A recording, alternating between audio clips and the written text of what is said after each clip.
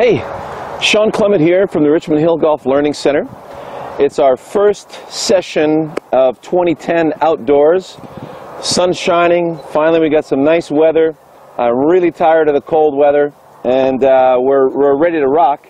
It's been unbelievably busy this spring, and I apologize for not coming back to you guys sooner with some videos. But we're working hard, and it's coming around, and I got some big announcements coming up, so stay tuned for some more. In the meantime, I've got an amazing exercise for you to really understand how the body gets out of the swinging of the arms, okay? So you're going to try this right now in your living room. Stand nice and tall. You can put your club to the side here. Just going to lift your arm to the side, right or left, doesn't matter, and just let it fall. So number one, you get the sensation of what it truly means to let the arms fall. Number two, you just realized that the arm just fell into your body, and your body stopped the momentum. So your arm fell into an obstacle. Now, you bend forward, let your arms hang in front of you, okay? Lift your arm up and let it fall again. So you'll realize now it's not falling against the body, but the upper part of your arm is still crashing into the upper part of your rib cage.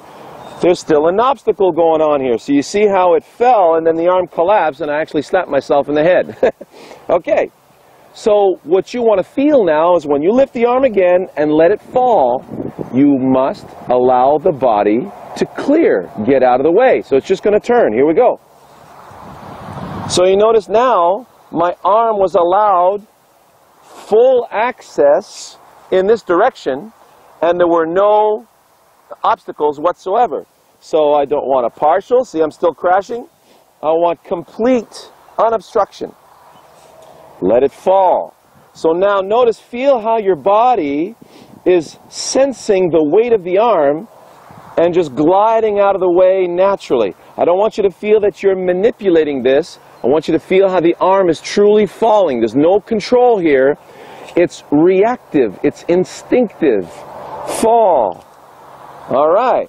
So now that you have that, notice how your body is just clearing out of the way. There's no swaying. There's no out of balance stuff. Everything's just gliding out of the way. Feel the same thing from the other side. Put yourself in a mirror. See it. Watch it out in front of the mirror for yourself. Fall. Well, there, I just created my backswing. See, no obstacles on this side either. So now I take my club in my hands. I take my grip. Now, if you remember, Scully, our skeleton, your shoulders have 20 degrees of mobility independently, but as soon as you put your hands on the grip, your shoulders have nothing. They've got no range of motion left. They're just sitting on top of the rib cage. So the arms just go up and down, right? And then the body just clears out of the way. So now, to coordinate the backswing properly, when you allow the arm to fall into the backswing, notice how your body is reacting to the falling of the arm, and you'll feel a wonderful, coordinated, unified movement of the whole body turning with the arm motion. So feel the same thing in your backswing. So here we go. Out of the way. Right? So now I'm going to do that again and let it fall the other way. Out of the way, out of the way, out of the way, out of the way. So no obstacles in this direction, no obstacles in this direction. Then you go back to my Golf Pro lesson, Get Great Rhythm. All right? So you do this rhythmically. Just allow the arms to fall back and through rhythmically, just like a kid on a swing. And you can set your watch to this rhythm. It's always the same rhythm because it's Mother Nature, gravity is pulling the same way every time. So now I'm going to allow for that rhythm. Out of the way, out of the way, out of the way, out of the way. So you see how it's nice and rhythmic. It feels very expansive, feels completely free. So my arms have full access to the direction they want to go in. And they've got full access to the backswing. There's no crashing going on. So this happens with every shot in the bag. You've got chipping, pitching, and full swings. Chipping, braced on the front side. Now, if I don't move my body, it's an immediate crash. I got a pec full of bicep right now. So, lift the arm partially, let it fall. There you go. So now it was allowed to swing. Lift the arm partially, let it fall, don't move the body. Your arm can't go. Once you click on this, once the light turns on, you won't believe the freedom in every shot in your bag. So, let it fall, let it fall. Chipping. Fall, fall, fall, fall. So I'm going to go down the first part of the fairway here. Feel the same amount of momentum. Fall, fall. Notice my finish? My lowercase letter y is still intact. There's no collapsing. There's no chicken winging. Why? Because there's no obstacle in the way. If I don't move the body, crash. Now my right arm is crashing into my rib cage. I cannot continue, so now I have to help it with the hands. And as I do that, the left arm collapses. Chicken wing and a flip. How about that? We eliminate that in one session by fall. Fall. No more chicken wing, no more flipping, no more insanity. So let's go to a pitch now. Out of the way, out of the way. Out of the way, out of the way. Beautiful extension, perfect contact, direction right on the button, perfect divot. I got everything I need, and all I had to do was react and allow my arms to swing freely that way. Now, allowing the arms to swing freely in a pitch shot is not this, right? This is somebody looking for a golf ball. This is somebody feeling momentum, the weight of the arms, and reacting to momentum and getting out of the way, okay? And then when we want to add a little juice to that, real simple. Pushing a kid on a swing. When do you push? Push. Wait. Push. So it's the same rhythm, and then we just assist on the way to the target. So, out of the way, out of the way. Add a little bit more juice to it. Right over the top of my other golf shot, about 25 yards farther. So I hope you enjoyed that. Get to it. This is a fun exercise. The light's going to turn on, and then we'll have some freedom in your golf swings. All right? We'll see you next time.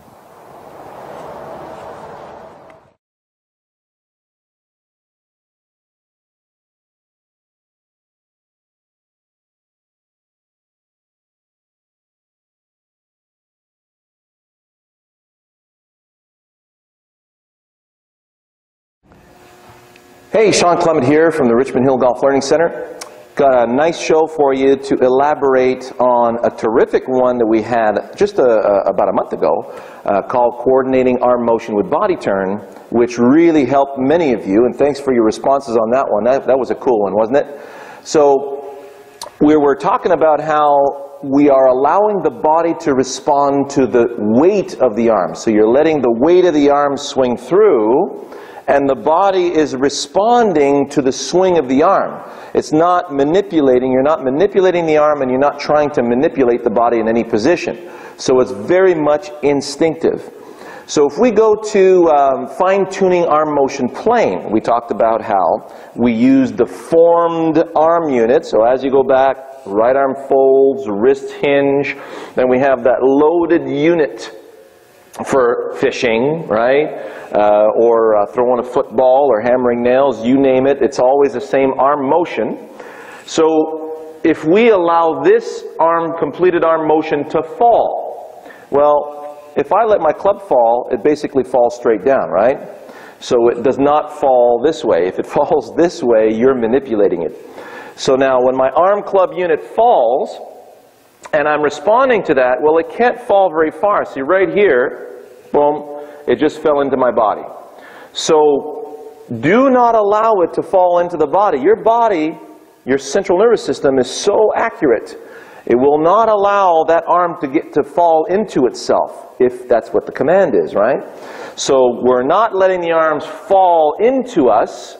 We're letting them fall all the way to the target without any crashing, all right? So it's...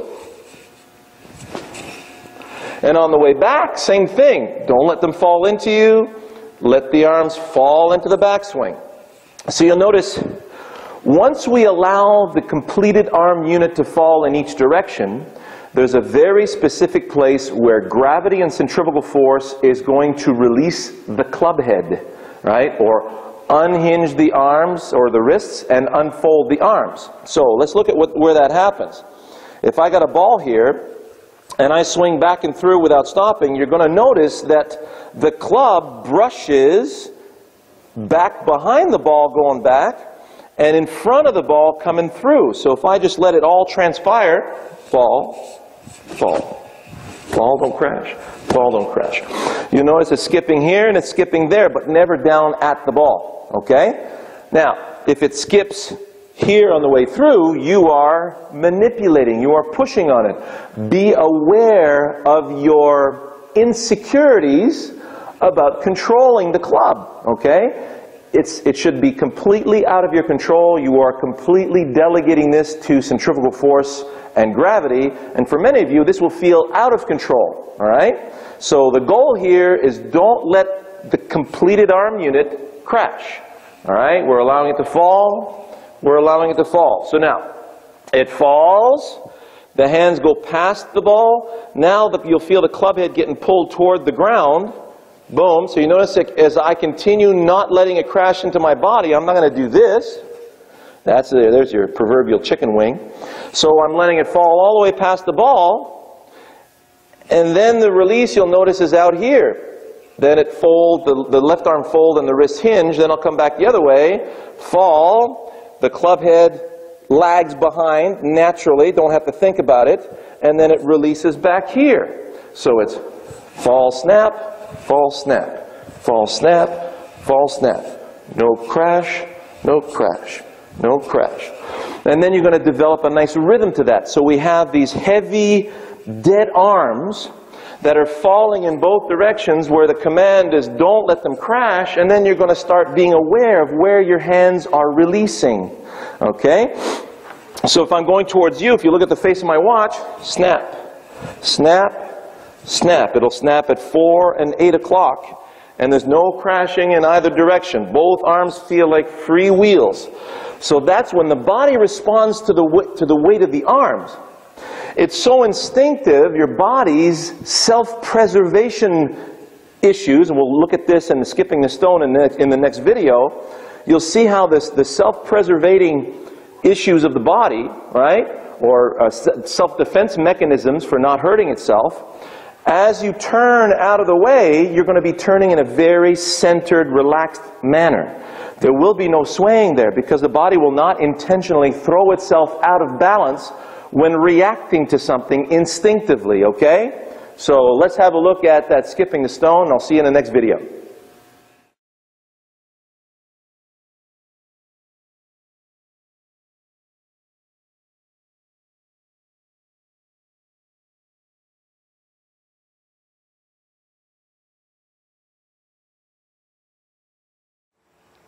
So here we are.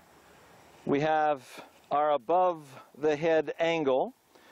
You'll notice I'm just going to widen my stance so you can see how my feet are going to be angled. So both feet are angled slightly toed open. That opens the gate to the hip turn and the backswing and opens the gate to the hip turn and the follow through. And my feet are basically shoulder width apart because when you get too wide, it locks up your turn, and if you don't turn enough, then your rib cage is going to get in the way of your arm swing, okay? So if you guys remember my stop crashing video and how to coordinate arm motion with body turn, we're just letting the arm fall. There's the crash. Let it fall without a crash. Let the body turn out of the way. So you notice how I allowed the body to glide out of the way to let the arm have full access to the backswing. Notice my whole chest is out of the way and my arm is a free wheel. And then I do the same thing for my follow through. Again, a nice free wheel. So we go into the perpetual motion swing, and the way to do that, of course, is through my crane and wrecking ball. I'm just letting my arms fall, fall. So dead weight fall, dead weight fall. See how there's no crashing of my right arm into my rib cage on this side, and there's no crashing of my left arm into my rib cage on this side. So you'll notice how my right arm at one point has to fold naturally. So it folds out of the way, and my wrists hinge on their snuff boxes. You can see the angle of my hands right here. I'm not trying to keep this flat. You know, I'm not trying to, you know, there's no collapse, there's no cupping. So you can see how both hands are hinging naturally on their snuff boxes. And you'll see that when my arms fall, right, so there it is. When my arms fall, their arms fall, the body turns out of the way. They keep falling, the body keeps turning, so there's no crash of my right arm into my rib cage. So let it fall, body gets out of the way, everything gets released toward the target. Now as everything gets released toward the target, you notice how right here my right arm crosses over my left arm. That's all gravity done, you know, all done by gravity, right? And how my left arm folds out of the way for my right arm to extend toward the target. It hasn't collapsed into my body. As my body gets out of the way, there's no chicken wing. If my body doesn't, if I'm trying to hit the golf ball, well, the body stops at the golf ball. Now I've just hurt my right rotator cuff, and my left arm has been forced to collapse into my body, and that's where you guys are going to start letting go of the club. You're going to get all kinds of wear spots on your glove here because you're letting go of the club at that particular position.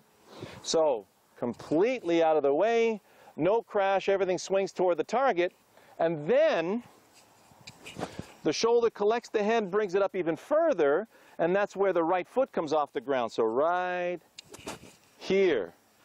Now I've got this beautiful extension out there toward the target. Body's in great balance.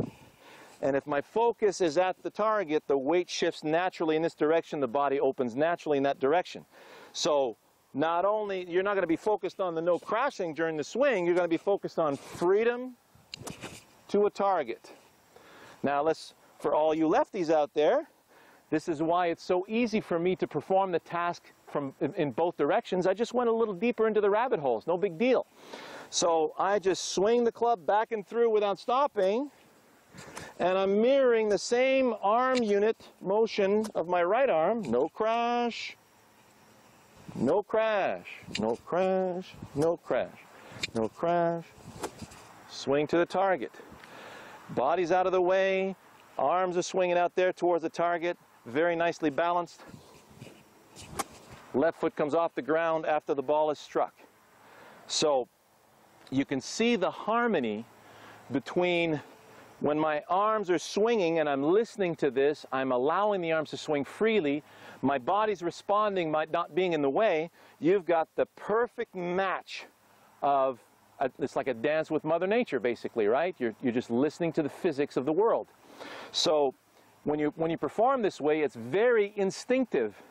It's like when you're tossing a horseshoe, right? Or you're going bowling. You'd never, you know, leave the body in one place when you go bowling. That object is so heavy. And if you go back to my ridiculously easy video, you'd notice that all this stuff is done, you know, it's already pre-wired into your bodies. So enjoy that, right? I hope you enjoyed that view. I think I am too. I just took a look at the review, and it's fantastic. So enjoy that, and we'll see you in the next episode.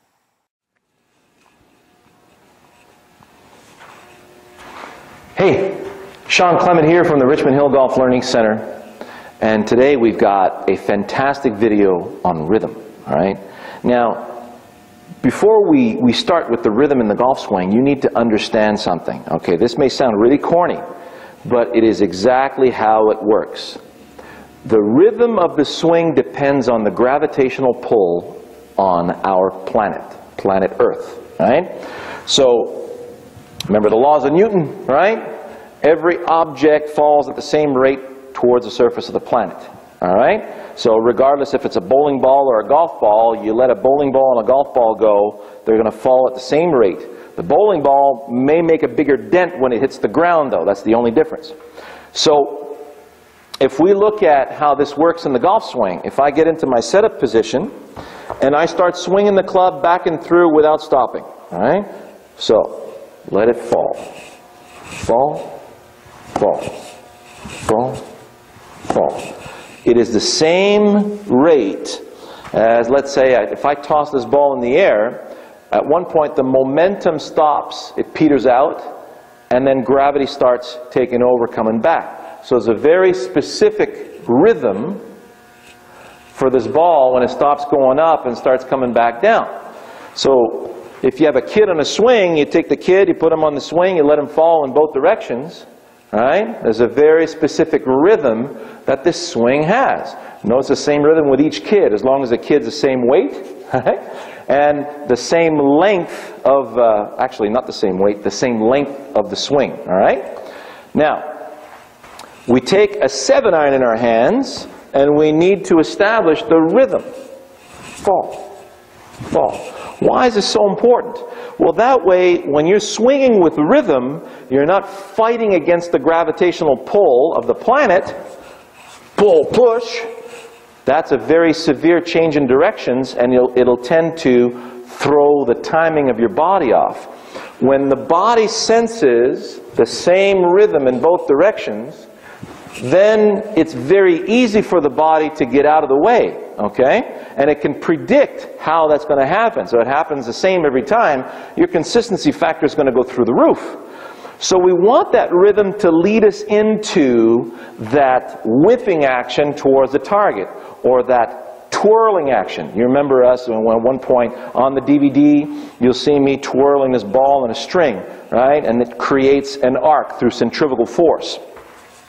So at one point, when gravity starts to take a hold of the arm club unit falls, and then at one point gravity starts pulling the club head down. So when it starts pulling the club head down and you get this release, you'll get this nice gravitational twirl, okay? So we want to lead into this twirl with rhythm. So here's what it's going to look like. I'm in my follow-through right now, mentally, and I'm on my way back.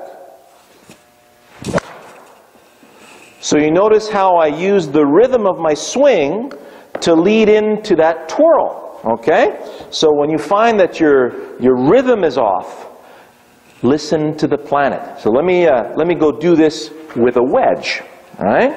So if I were to do back and through without stopping, that's why we see Phil and Tiger, they take a club out of their bags. You see it when they're coming down the stretch, because that's when they have a little more time to show the routine. They take a club out of the bag, and the first thing they do is they start swinging back and through. They're basically telling their central nervous system, hey, there's a wedge, wake up. So now we get into position, we feel the rhythm of the wedge, fall, fall. Not yank, push, push. That's fighting rhythm, all right? Let it fall, let it fall. You want to know what falling is? Hold your arm out, let it fall. So you're not going to accelerate your arm, all right? So, fall, fall, fall, fall, fall.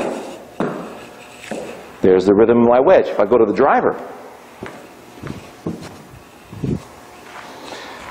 okay, so much longer club. Here's the big kit swing set. Fall, fall, fall, fall, fall, fall. Now I've got the rhythm with the driver. So I put the ball down, get into my position. Now I'm trying to find the rhythm mentally. Fall, fall, fall. So I'm tuning into the rhythm of this driver, and I want to make sure I don't interrupt that rhythm on my way out to the target. Target's over there, rhythm's over here. So that nailed, solid hit, very nicely balanced. Everything was just humming, right? Because I was in rhythm with the planet. So now I'm not fighting the physics of my swing. And I'm certainly not fighting the anatomy of my body, okay? So try this out. Get the rhythm with each club before you approach the shot. It takes just 10 seconds. Do a couple of swings back and through. Go to my perpetual motion drill. Check out perpetual motion. Let it fall in both directions. Get the rhythm. Then take a practice swing with it. After you get the rhythm, just take one practice swing. Yes, I had rhythm. I had a nice twirl towards my target. It felt really balanced. It felt like the twirl was very centered, very taut. We're all set. You go to the ball and say, hey, what was that feel again? Oh, yeah. It felt like that. Thinking's done, and all you're doing is feeling and allowing the shot to happen. Okay? Enjoy that.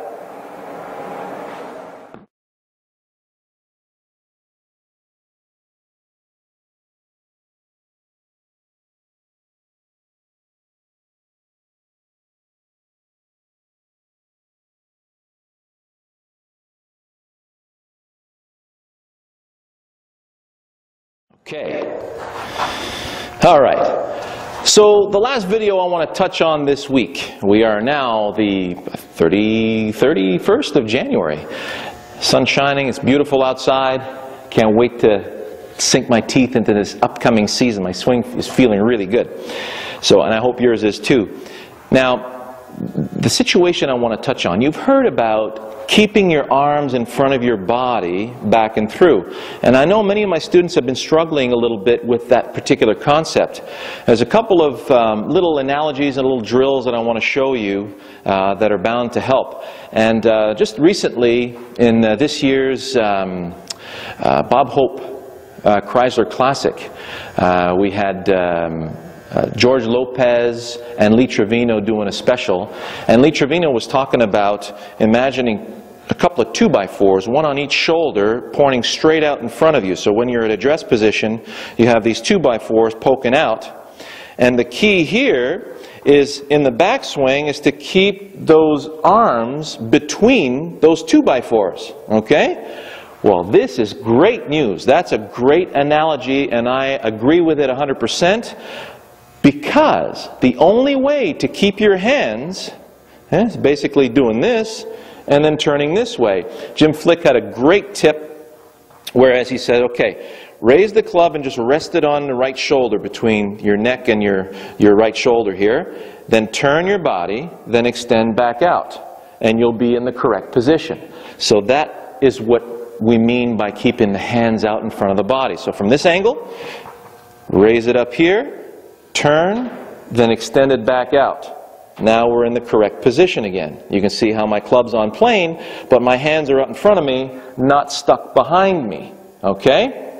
And last but not least, there's one of the modern fundamentals of Ben Hogan, right? In that particular book, he talks about keeping the elbows close together in front of you. Okay? And to elaborate on that, you want to make sure that those elbows stay close together, back and through. Well, that would definitely cause the arms to stay out in front of your body. So imagine you're wrapping both arms in a big elastic band, and both arms are now together. As you go back, you have to turn the body to keep those arms in front of you. You wouldn't be able to go this way because it prevents the right arm to pry apart and get behind you here. So those elastic bandages force the body to turn, and everything stays out in front of you. And as you come down, it's still out in front of you, releases through, and again, stays out in front of you on the follow-through. So it's here, you can see how my hands are in front, inside the 2x4, coming back, and as it releases through, still inside that 2x4. Okay? And that's where keeping those hands out in front of you will coordinate extremely well with the turn and return of your body. All right? If you have any questions, let me know.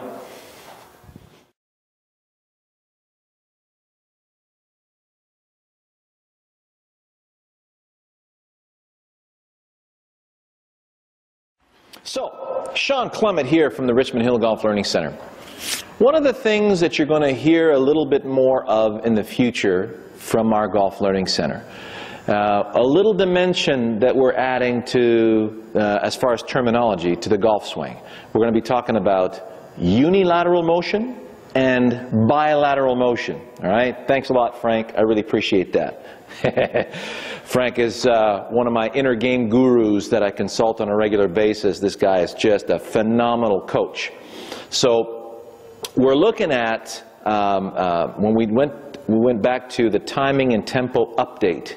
We're talking about the falling in both directions, right?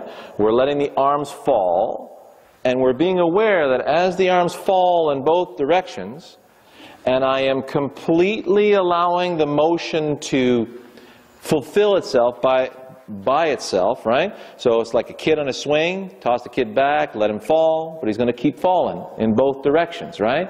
So there's a nice rhythm to that, and there should be a nice feel, a nice beautiful pause in both directions.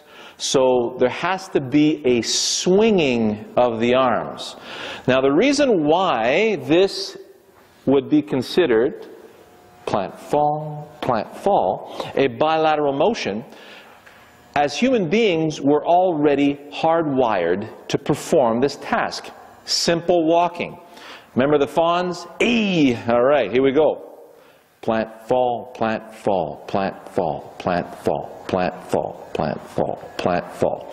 So while I'm walking, there's a very specific swinging of my arms. If I had to think about swinging my arms, I'd be tripping and falling all over myself. And I'm not swinging my arms in a very brisk motion. I'm allowing my arms to swing. Unilateral walk would be like a penguin. If you just seal your hands to your thighs, glue them to the thighs, and then just walk with your hands on your thighs, that would be a unilateral walk. A unilateral golf swing would look like this. Now, I can have a unilateral platform in my golf swing. That's the brace tilt. Fall, fall, fall, fall. So I have the swinging motion of a bilateral motion, right? But if I'm on one leg, fall, fall, fall. I'm already platformed. Feet together, same thing. When the feet come apart, however, and I'm allowing full weight shift in both directions and the heels are coming off the ground, well then it has to be a bilateral motion. It can't be a bilateral backswing, plant, fall, swing. That would never work. So you can't have a bilateral backswing and a unilateral downswing, right? You want to have them bilateral in both directions and just simply be aware of that. Am I swinging the arms or allowing the arms to be swung in both directions? Yes, I'm aware that I'm just swinging the arms. That would not be it, okay? So you be aware if you're yanking on the arms, pushing with the arms, or allowing the arms to swing, right? And when you allow the arms to swing, you can see how my heels are planting naturally on time, creating a wonderful bilateral motion. So if I, let's say, have a 5-iron that I'm going to hit 120 yards, plant, fall, versus a 5-iron that I'm going to hit 200 yards, plant, fall, plant, fall. So you notice it's still the same rhythm. It's just the falling on the way through is a little more intense. It's like pushing a kid on a swing. You can't isolate the muscles to do this. You know when you're pushing a kid on a swing, push, you'll feel the abs tighten, you feel the legs tighten, you feel the arms tighten. Everything gets a little more intense. And when you're pushing smoothly, well, everything stays a little more relaxed, right? So that's for your instincts. Or as Timothy Galway in The Inner Game of Tennis would call it, self 2, your instincts. Self 1, he gives the main command. Momentum that way. Then self 2 takes over, you feel the bilateral motion, plant, fall, in that direction. Period. When you have to think about, okay, where are my hands and where's my elbow, or my elbows close together, or my right arm, my right elbow pointed down, etc., etc. That's like driving a car with the worst backseat driver right there behind you, giving you instructions right there, shift here and use this muscle to do this. You wouldn't be insurable as an individual, right? So you got to take the guy, pull over, take that guy out of the back seat, right, and leave him behind. Let self-2 do the driving. So how do you let self-2 do the driving? It becomes an awareness game. Do I feel that my arms are swinging? Next is, I want to make sure that I've got a solid platform for these swinging arms. So when I let my arms swing, meaning my body is turning out of the way, I want to make sure that I'm properly grounded. So if you feel that your heels are not planting solidly, right, and you feel like you can't really get them down, watch your center of gravity. If the center of gravity is a little bit high and forward, can't get the heels down. Bring that center of gravity further back and down. Now I can really plug the ground. So center of gravity down.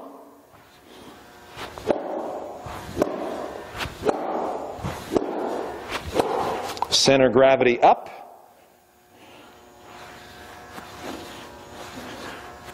You guys see the difference, right?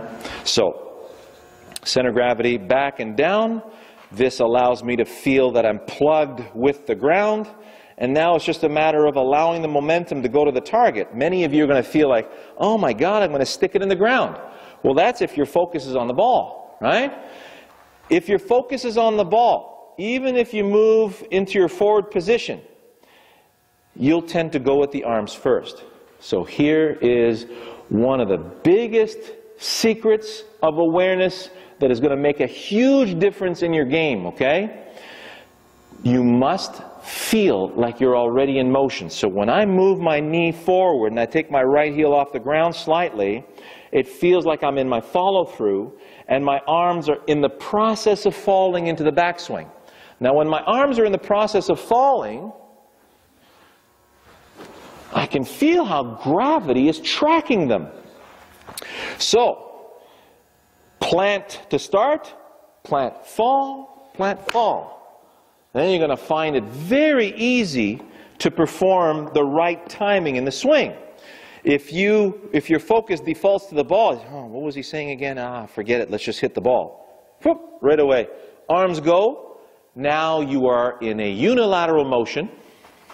Arms crashing into the body with no platforming going around underneath that arm swing, okay? It's not even an arm swing, it's an arm manipulation. So to feel the arm swing, you got to put your mind in your follow-through. Plant, fall, plant, fall. All right? And that's going to make a huge difference in the allowing your arms to swing, right, during the motion. So we covered quite a bit of ground there. If you have any questions, let me know. But I'm pretty sure you get the picture. All right? If you want a really good analogy, go to my YouTube analogies page. The first subject, we talk about this, and you'll see a video called Elephant in Monte Fiascone.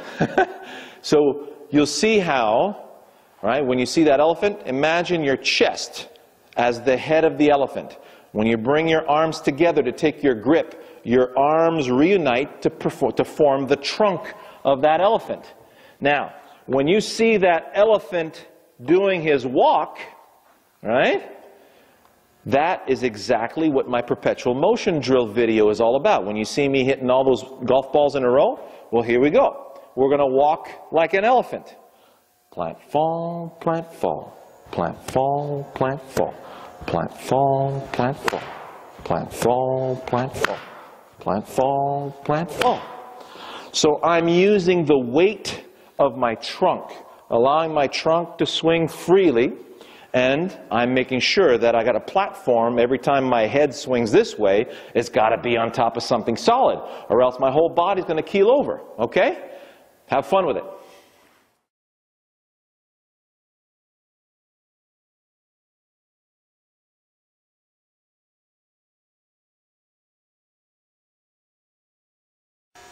Hey guys, really important episode right here, right now. This is Shawn Clement calling on you from the Richmond Hill Golf Learning Center. The topic today is arms falling to start the downswing. Now this is a real delicate subject And you see it basically in every magazine recently. Golf Digest, Golf Magazine, on the Golf Channel, all kinds of videos that are out there talking about how when you start the downswing, right, you want the hips to clear, the arms to fall.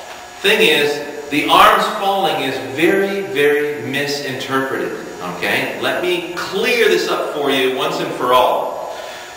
As you take the club back, the right arm folds and the wrists hinge. So you notice the position my arms are right now, they're in front of my body, right? And you notice how wide that arm unit is. You see my elbow right here in front of me? See how my hands are in front? Now when I let my arms fall, I do not want my arms to fall against my body. I don't want my arms to collapse into my body. So what we're trying to do here is prevent the arms from crashing against the body. We want the body to get out of the way. And same thing on the other side. We want the body to clear. Now why should the body clear? Well, instead of figuring that out, figure out how your arms can fall in front of you. So as my arms are falling in front of me, notice how my red elbow's out in front? Well, very similar to if I had a hammer in my hands and I wanted to hammer a nail into a door frame. You remember that analogy? Well, look at where my elbow is. It's in front of me. I'm not going to hammer nails like this with the elbow against my side. And I'm not going to do it out here with my arm fully extended.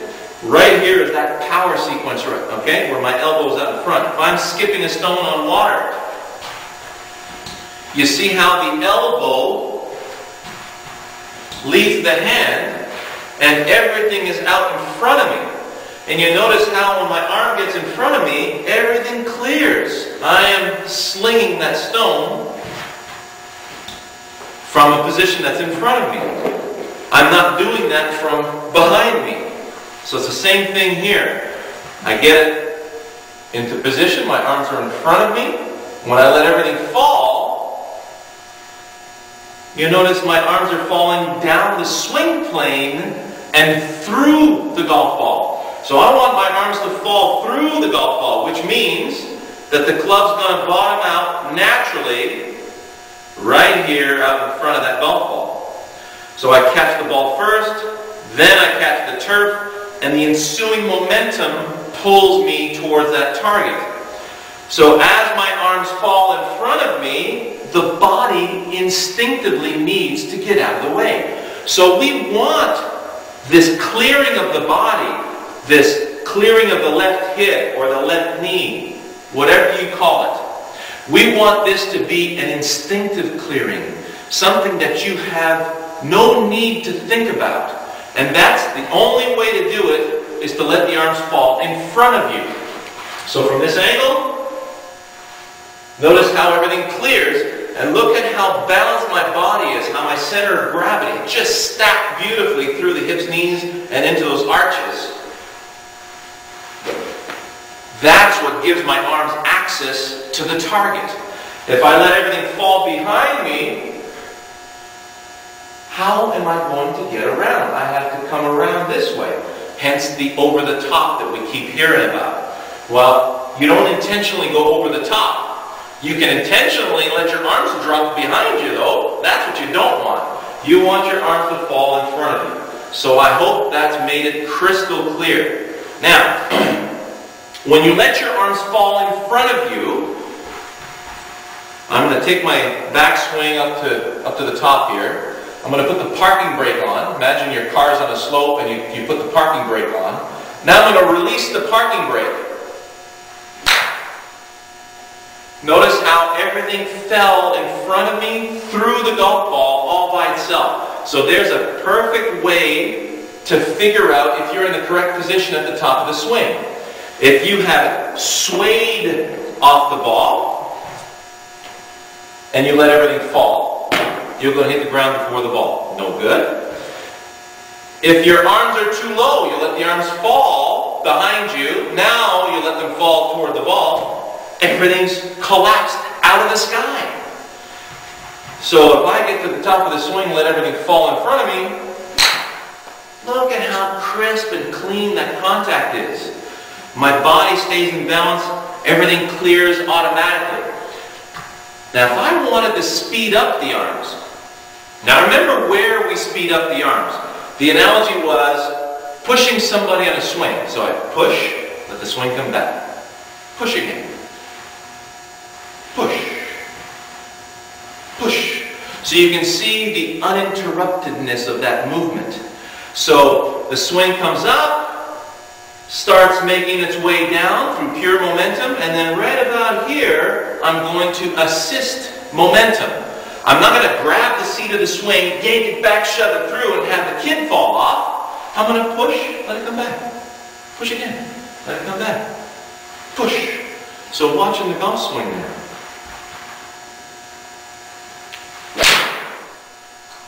Did you see where I pushed? Now you'll notice that my lower body actually went a little earlier this time because my arms were coming through with a lot more speed. So that central nervous system you have in there, which is an amazing piece of equipment by the way, central nervous system is saying, well hey, those arms are coming through much faster, I got to clear this much faster now.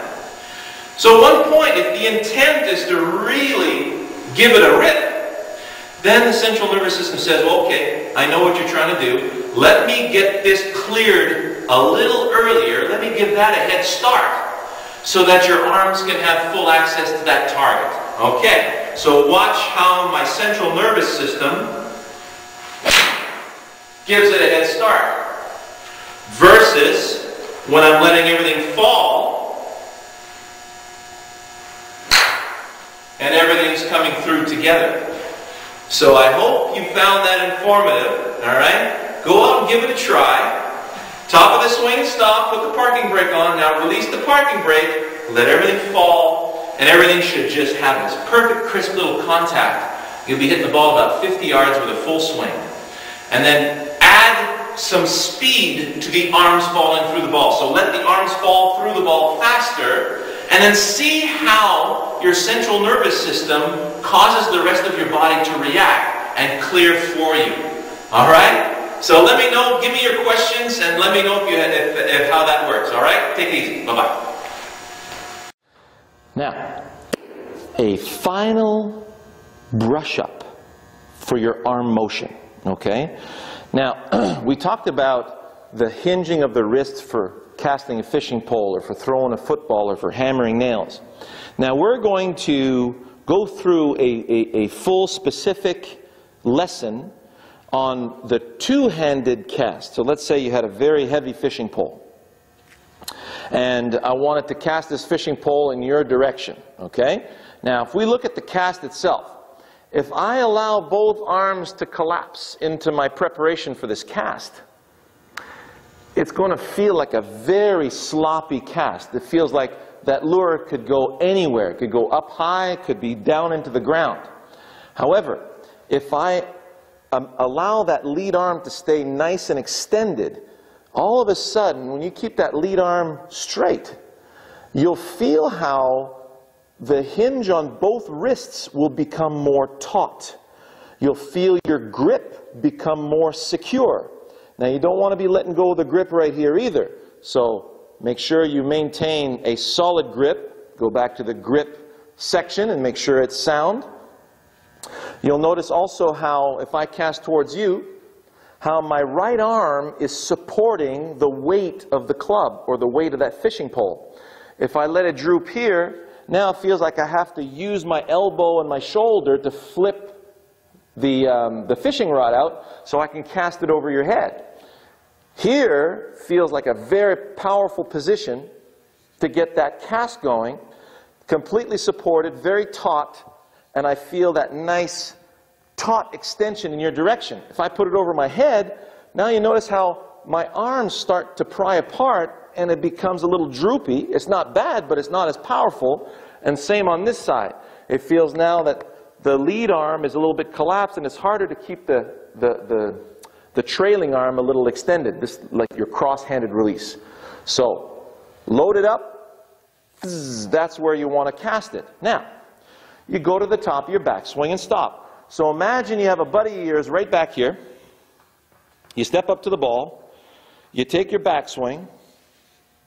Now you should be in a position to cast over his head. Right there. So if I don't turn enough of my backswing and I hinge it, notice where I'm going? Now if I continue with my arms because my body stopped, notice how my right arm now is completely out of position. So how am I going to cast from here?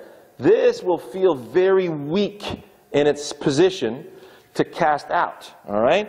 Now remember, we're casting towards the target usually, right? When we're playing golf. Now, this exercise is strictly to find the proper backswing position, the power position with the backswing. So you'll feel how the right arm is supporting the club. You'll feel how the left arm is nice and taut, right? Feel how those wrists are very taut and the grip is secure. So now that I have the power position, it's time to go to the target. So, backswing, feel solid, brace against my front side. Man, it felt like I had this amazing, taut, very in control. It feels like it's tracking on the arc by itself, and there's only one place I can extend it. And it feels like there's so much natural tension in my arms and my hands. It's not strain. There's a big difference between strain and natural tension, natural springiness. So you want to feel some nice natural springiness allowing you to get to that target. Okay? So now, we'll make one rhythmic one. Yep. It felt like my right arm was in that supporting position in the backswing. Go to the ball. Now that I'm on the ball, I can no longer think about that backswing. I have to trust it. What I want to think of is the feel of that release that it gave me past the ball. So what did that feel like again? Oh yeah, that nice taut twirl, that taut release or cast to the target. There it goes. Okay? Do that one more time.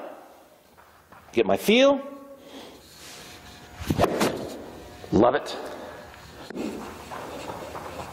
The ball is in the way of my cast to the target. So when I'm looking down on the ball, I don't see the golf ball. It's a white blur because my focus is on target and the feel of that taut extension to the target. Absolutely nailed. So enjoy that. Get out there. Really feel where that power casting position is. Go to the top of the backswing. The grip's intact. The right arm is supporting. The left arm is taut. And it feels like you're in a position. And once you've braced, you can take that to the target with authority. All right? Enjoy that. See you in the next segment.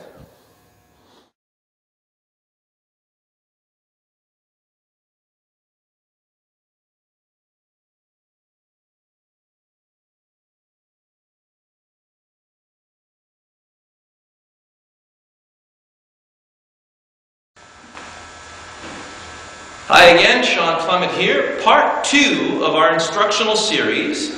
We just saw the grip, now we're going to see how the grip affects the arm motion. So if you have a solid grip, like we saw in the first video, and you start swinging the arms back and through, you're going to see how on the way back, your right arm is going to be forced to fold. If it doesn't fold, it's going to push you out of balance. So before that happens, obviously, it's going to fold. Then you'll see how both wrists are going to hinge. Now, the way your wrists hinge in the backswing is very much how you would hinge your wrist when you go fishing. So if you have a fishing rod in your hands here, you hinge the wrist, you cast that fishing line out there. So this is the same motion. Or in football, if you play football, it's exactly the same motion of the wrist. You hinge the wrist, release the wrist. Or hammering a nail will do the same thing as well. So, I'm sure you get the picture.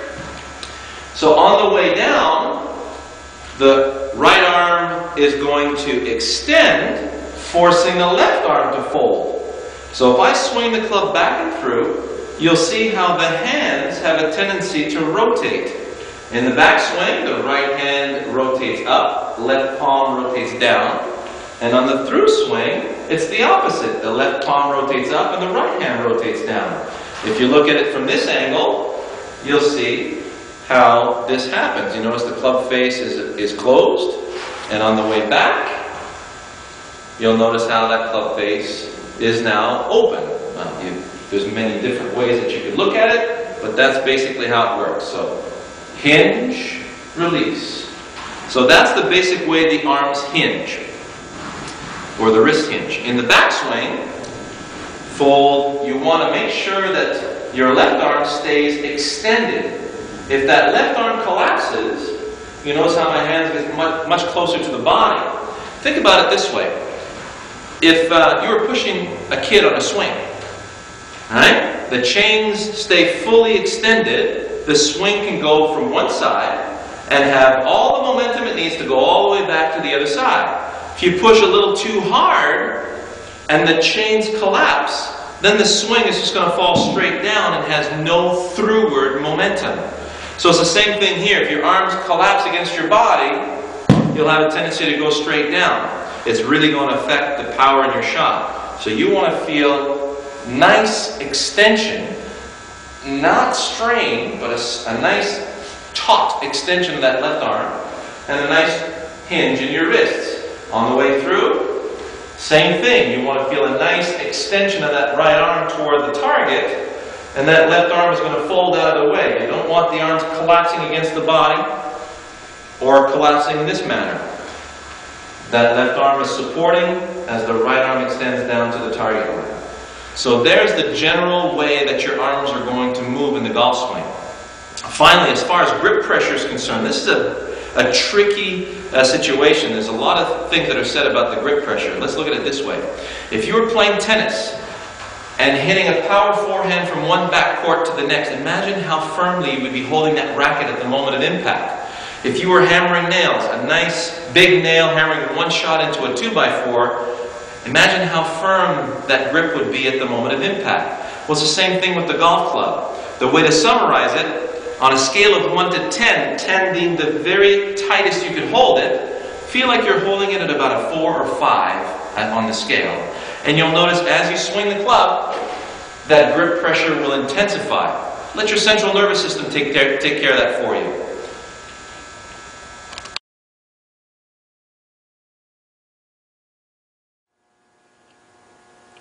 Hey, Shawn Clement here from the Richmond Hill Golf Learning Center. Today, as you can see, I've got a different club in my hands. The question is, what do long cast fishing, lacrosse, hockey, and golf have in common? You'll see that the arm motion is very much the same in baseball as well, of course. The arm motion that we're going to be talking about is just to help you fine-tune your action to target, so that you understand that, yeah, you have an action that's going to be going to the target, but on the way out there, there's going to be a collision involved, right? Collision of the club against the golf ball. And that collision, you know, even if it's not going to stop the swing, is definitely going to slow it down a little bit, all right? So it's like if you have a hammer and you're hammering a nail into the door frame stops the whole motion. The nail goes into the wood, but you definitely get stopped by the door frame, otherwise you're in demolition mode, right? So let's say I was long, if you want to go to YouTube and check out long casting. These guys, it's unbelievable. They have these long 14, 15 foot long fishing poles, and they're casting these nice little lead slugs out there, and the world record's over 300 yards. So guys out there that routinely do this over 250 yards with a fishing pole. Really cool stuff. So you'll watch them get the feel for the lead slug. They're kind of waving it here so they can feel the weight of that little slug. And once they feel the weight of that slug load the fishing pole, then they take that fishing pole out there. So if you look at how the hands are leveraging against themselves, the left hand is pulling down and the right hand is pushing up. And then once that gets past horizontal, then it continues. The left hand continues to leverage upwards as the right hand continues to leverage downwards. The full release, the full extent of that release is the left hand under the right, and there's that extra little bit of rotation that occurs there. If we look in hockey, I'm collecting a puck here, applying the pressure to the ice. You notice how my left hand's pushing towards me, my right hand is pushing towards you. Then there's that release of the puck. Okay, so depending if I want to go low right corner, high left corner, the release will very much react to the picture that I've given it. All right, but again, it's leverage of the hands against each other. And obviously the hands are being leveraged by the arms. The arms are leveraging with the body. The body's leveraging with the ground. It's a whole leverage smorgasbord, right? So solid against the ground, collect it here, release it there. Collect it here, release it there. Lacrosse. Look at some lacrosse shots. You'll see my latest blog where I compare the actions of a lacrosse and long cast fisherman, and then with the golfer. Now, what will happen in your golf swing and the way it's going to feel in your golf swing, let me get my club here, you've got, and this is where you'll really realize how important that grip is. When you've got, you know, that proper trigger finger on the club, you notice how my right trigger finger, let me go give you a closer look here. Okay, so you notice how that right trigger finger is right up against the grip. You can see how my thumb's right alongside here. So if I were to push against something, my right hand's applying pressure this way, my left hand's applying pressure this way, right? So, get to feel the weight of that arm club unit, very important. Toss it into the backswing. Let the weight of the club head load the hands, right? Just like the weight of that slug is loading the tip of that fishing pole. Very important stuff. Now, I'm coming back down. I'm on my way to the target. All my attention's out there, and I'm going to release everything out there. Now, as I get to the ball, central nervous system is going to brace for this. Your conscious, this happens way too fast for your conscious mind. You got to park that sucker and just keep focusing on your target. You say, okay, on my way to the target, I want ball, grass, and ground in the way of that. Well, gosh, on my way to that target, that feels like it's going to provide a little bit of resistance. So your body prepares for that. It's bracing itself for that collision. So that on your way to the target, this won't stop you. Okay? So, as I get through impact, see how my left hand is out in front? Club catches up to the ball. Now the left hand starts leveraging around against the right hand. Okay? So the right hand's pushing this way, left hand's pushing that way, and then there's that release of energy out there that occurs. So you want to make all you want to feel is a full continuum of that momentum out there. It's not this. This is your left hand blocking your right hand. This is the left hand getting out of the way of the right hand. Now, for your better players out there, you'll think, yeah, but Shawn, if I let that release that much, it's going to hook. No, we're not releasing at the ball. We are releasing to the target. So this release occurs out here, not down here. So as long as you're focused on target, you will not hook it. It'll go exactly where you want to start the ball. And you got to keep in mind how you want that ball to go. Start it left, fade it to the, start it to that target, fade it to that target. Well then, the release will react to that.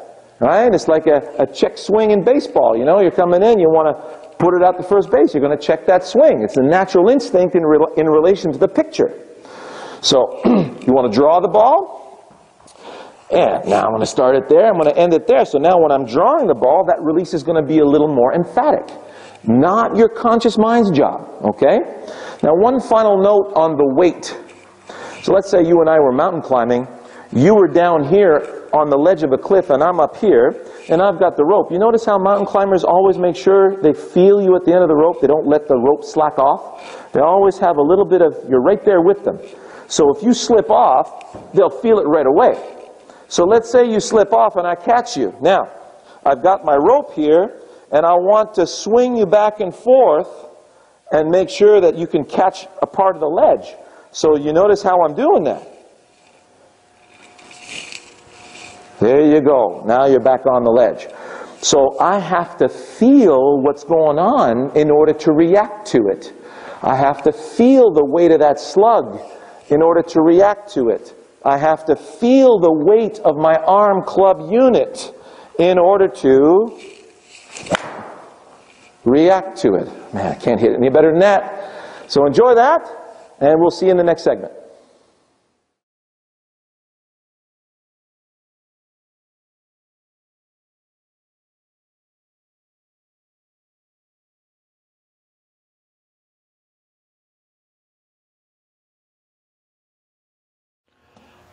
Okay, gang, Shawn Clement here from the Richmond Hill Golf Learning Center.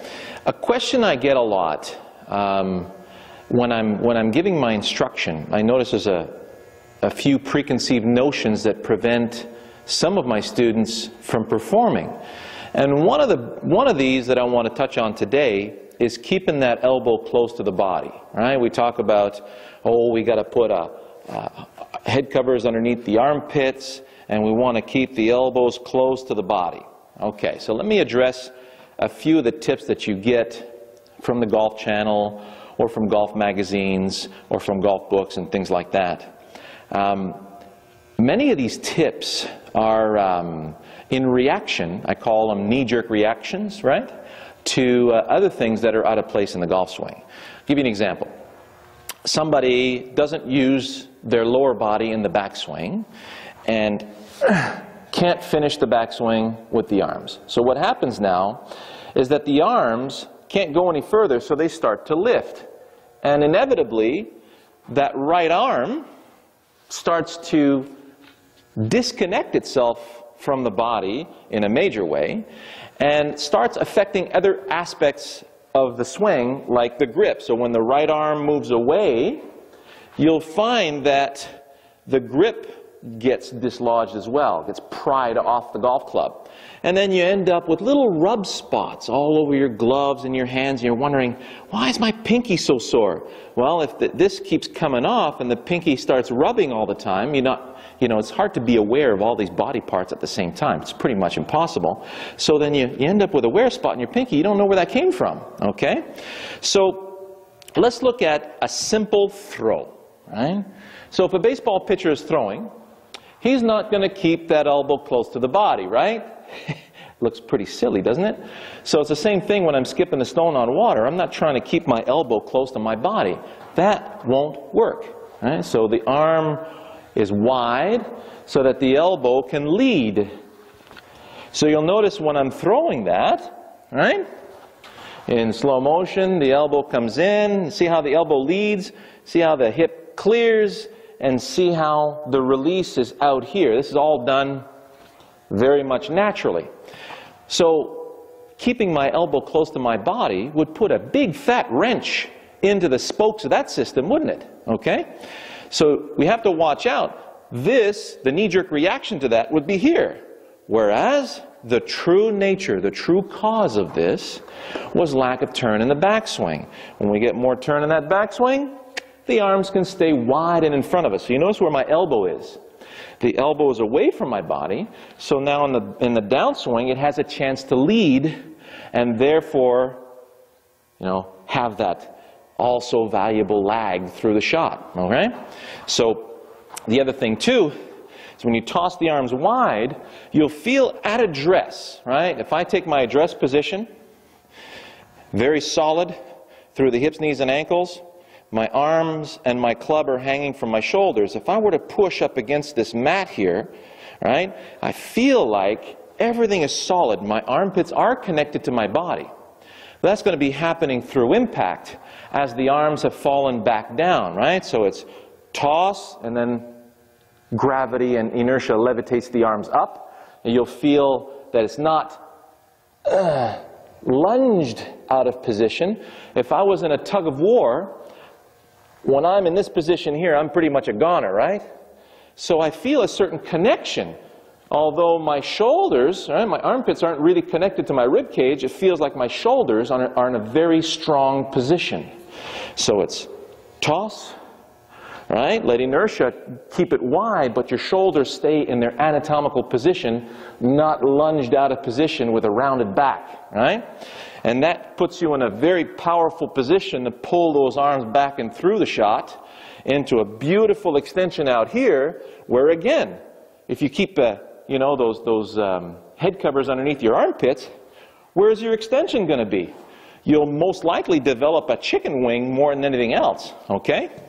So if you use the body to toss the arms and give your arms to gravity, give your arms to that centrifugal force, look at that hammer throw video. If you go to my website at ShawnClementGolf.com, go to, there's YouTube analogies, and you'll see the hammer throw in there. You'll see how these hammer throw competitors in the Olympics, and just an unbelievable motion that they have. You know, there's all this inertia pulling, and you see how they're resisting or positioning their bodies to circumvent or resist that inertia, right? Same thing here. So it's toss, whip. So I'm not trying to keep my arms close. I'm not trying to keep my arms away from my body. I'm letting gravity do the whole thing. There you have it. I hope that was helpful.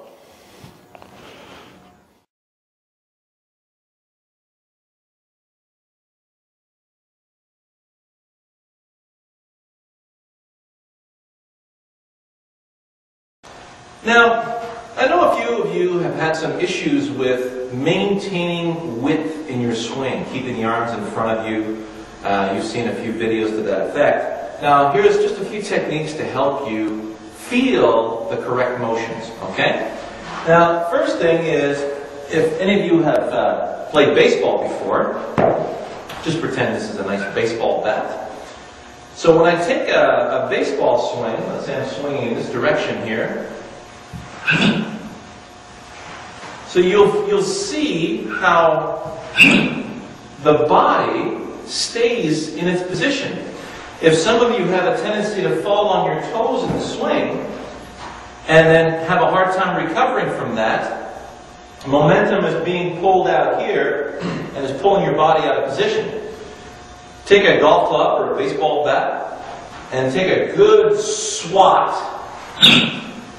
And you'll notice that your body is always staying in position. Your body will have a tendency to stay centered so that your arms can snap taut.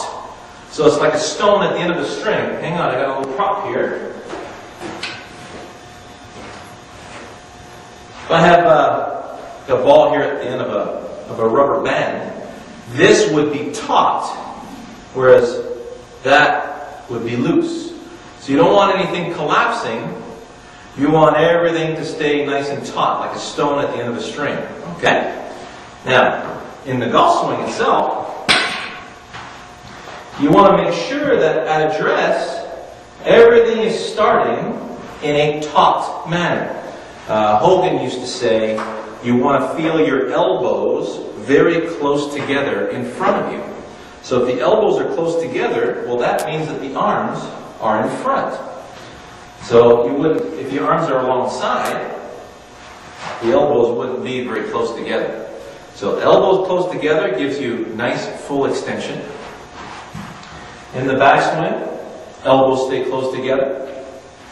And on the through swing, elbows are staying close together.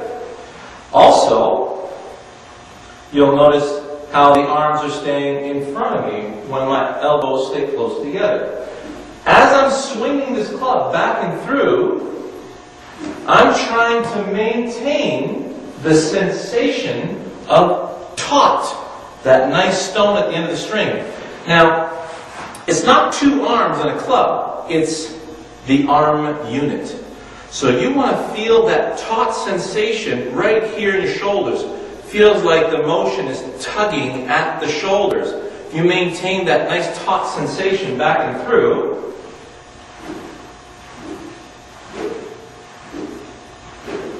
Then your arms won't collapse. Okay? So you don't want to feel as wide, then it collapses and loose. And then now from there, you're going to have to really try to push the arms back away from you. Ernie Els is a terrific individual to look for. You'll see how wide he is going back, but especially how wide he is coming down. Notice how wide my arm unit maintains itself coming into the golf ball. I don't want to be wide, then let the arms collapse against my body, which would be very narrow. And then from here, it's like, get away from me. I'm trying to push the arms through, get the arms back away from me. If the arms stay away, back and through, then you'll have that nice tracking sensation, right? You'll feel how gravity tracks the club for you. So that's the sensation you're looking for, that taut sensation. It starts taut, stays, and stays taut all the way through. Now the second thing that would cause your arms to collapse against your body is if your hips don't turn enough. So if I go with my arms only, leave my hips behind, my arms are now collapsed against my body. Now when I turn my hips, whoa, I'm going to lose my balance because now my arms are way too far behind me. So in order for my arms to stay in front of me, well, the whole platform needs to turn with it. They used to accuse Sam Snead of overturning. Not the case. Watch some of Sam Snead's videos on YouTube, and you'll see how the body all turned together. So when I swing the club back and through, arms, hips, knees, shoulders, everything stays together and flows together. Which brings me to this. How do you get everything flowing together right here in your setup? You need to have something to get the swing going. The sensation I use for this is if imagine you're a boxer and you're trying to snap a punch. So if I'm going to try and snap a punch with my left hand going back, you're going to feel that it's not the hand or the arm going first. It's that right hip clearing. The right hip clears out of the way to provide extension for that left side. You'll feel it from the ground up. Boom. So it's the same thing. I want you to capture that same sensation in your golf swing. The right hip clears out of the way to allow the arms to maintain their width or their sensation of taut. Clear and clear on the way through.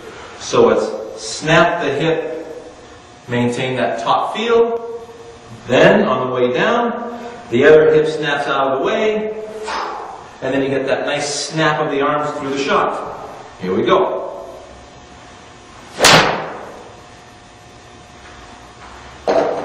One more time.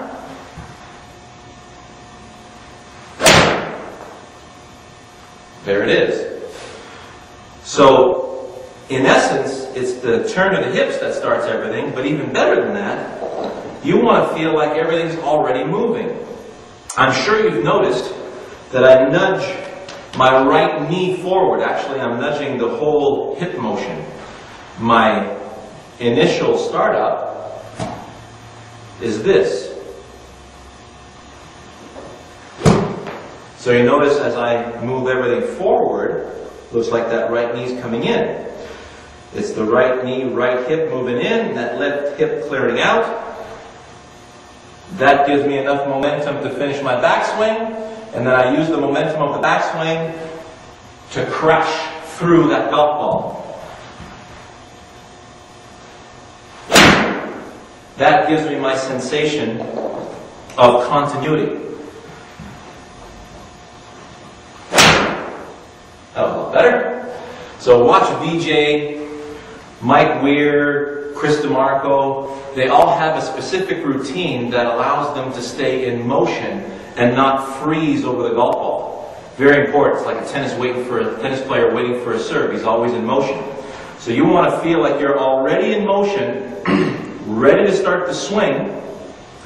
That hip clears out of the way, allows the arms to stay wide and taut in the backswing. Then the arms fall through the golf ball in front of you. They don't fall behind you, they fall down the plane through the golf ball, and that's what's going to allow you to clear that left hip so that the arms can stay taut and wide into the finish. So I hope this has cleared a couple of things up for you. Hope that maintains that nice swing arc so you can get a lot more distance with a lot less effort. We'll see you next time. Shawn Clement here from the Richmond Hill Golf Learning Center. Good day. We are on our way with the new website and the new forum. We got some great conversations and nice threads going. Thanks to all of you for your input. We're going to be working hard to make sure that that we answer you properly, and I've got my assistants on alert, and we want to make a good go at it. So let's have some fun.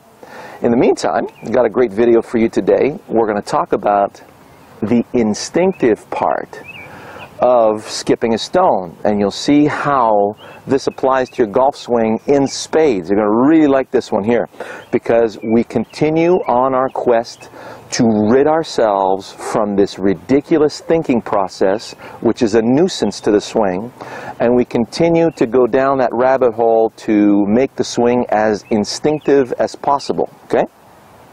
Now, let's look at skipping the stone. So let me skip one out there for you. So the first thing I want you to realize is I could not rush that instinctively. I'm not going to... Got a lot of core muscles that were involved in that one, and it really was not instinctive for me to rush that. There's too much possibility for me to get hurt. All right? So first things first, nice and rhythmic. Now, second thing, you notice where I'm releasing that stone is out here toward my pond, towards my objective. Now, a million years ago, when we roamed the earth and we were in small bands or individuals, if we got hurt and broke a leg, it was the end. Because I can't get up, I can't go rummage for food, I can't go to the water hole or anything like that, and I would perish because of that. So the body developed an incredible self-preservating method to protect itself in case of, you know, sloppy injuries. So the first self-preservation instinct that I have in skipping a stone is open the body. Well, why do I open the body? Well, if I didn't open the body, I would throw the stone into myself, right? You remember the coordinating arm motion with body turn? Well, there's a crash. And as soon as there's a crash with the right arm, everything gets diverted across the body. So if it gets diverted across my body, then everything will tend to go left. For all you pullers, hitting the ground before the ball, shanking, all that stuff, this is really, really important for you guys, okay? So I collide, I come across, and I run the risk of hurting myself here and in my rotator cuff, all right? So that's number one. Now, granted, I can open the body from my back foot, but as I'm releasing out toward the pond, I run the risk of losing my balance, falling and breaking the leg. So it was that delicate in those days, right? So the first thing the body does is deposits a platform. So you notice when I deposited that platform, you know when we talk about how the lower body moves first? Well, gosh, guys, that is a self-preservating method, okay? I don't want to hurt myself. So if I really aim and swing instinctively towards the target, this should happen all by itself. You should not have to think about that, okay? So here's the progression. I move rhythmically back, and you notice as soon as I've completed back, the platform's deposited. Now from there, everything will glide naturally, open and release, so that the release is out here, not back there, not down there. I'm skipping a stone out there. Why would I throw a stone at my feet when my focus is out there? Okay? So, release the stone. You see how the release is out here? The action is toward the pond. So the rhythm of this guarantees that all these self-preservating methods are going to be integrated in this movement. Okay? So it's a dance with Mother Nature. Now, same thing with the golf swing. I got my skipping stone here. Imagine the club head. I'm going to throw the club head in that direction. Let's look at action away from the target, right? So this is action away from the target. That feels very different than action toward the ground. And that feels very different than an action towards the target. So you can see how that is a release of energy and action in the direction that I want the ball to go in. So that's why it's so important that when you're looking down on the ball, that how to focus video. Your eyes are on the ball, but your attention is out there where you want the ball to go, so that the action can go out here. So you need to polish the sensation of your action.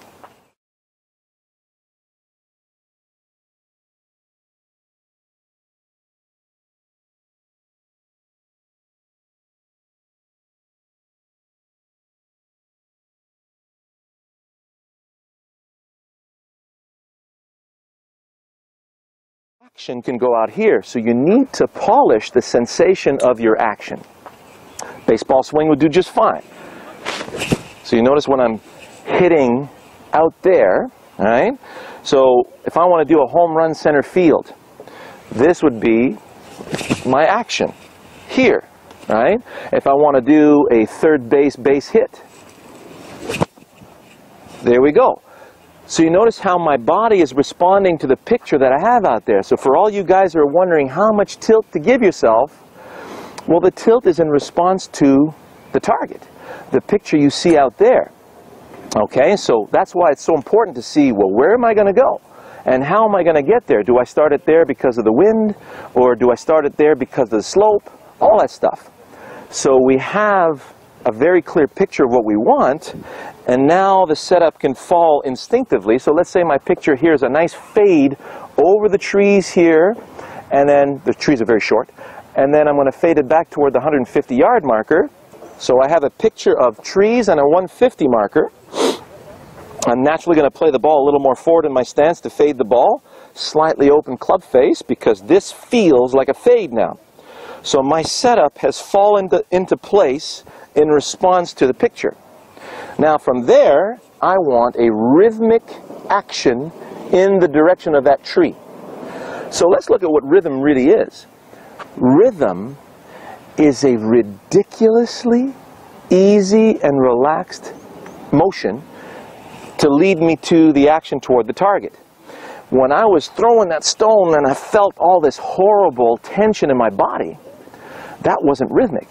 So when you feel that you're completely relaxed throughout the whole motion and it feels ridiculously easy to send the action toward the target, then you know you're in rhythm. So now, I'm over the ball, I see the picture, ridiculously easy action toward the target. Doesn't mean it's not going to be powerful, right? So here's ridiculously easy and not powerful. And here's ridiculously easy leading to a powerful action to my target. Okay? So that was easy to reproduce. Tree 150.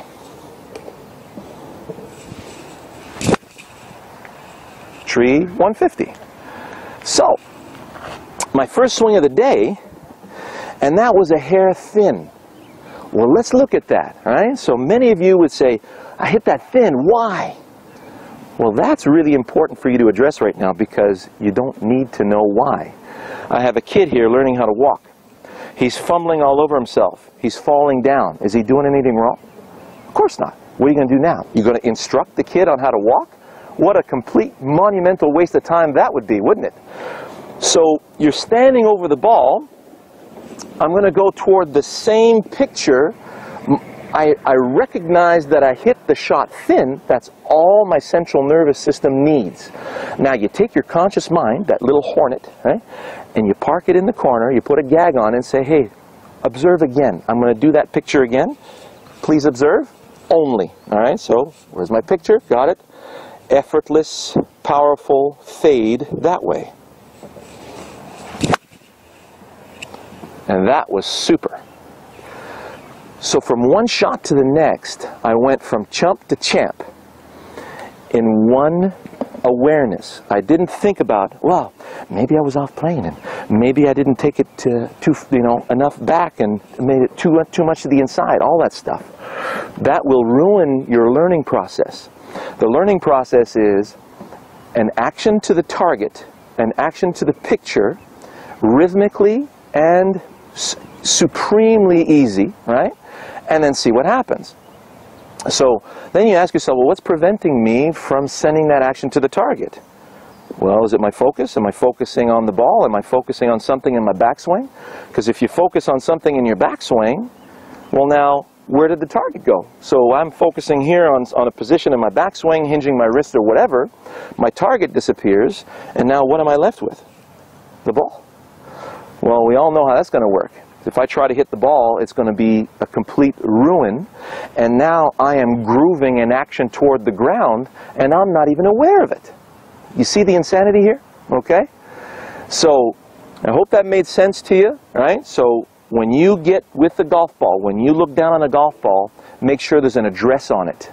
Where is it going? How is it going to get there? What's the feel of that action in the direction of I want the ball to start? And then, all right, observe.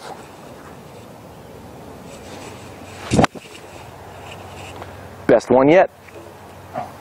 So we'll talk to you soon.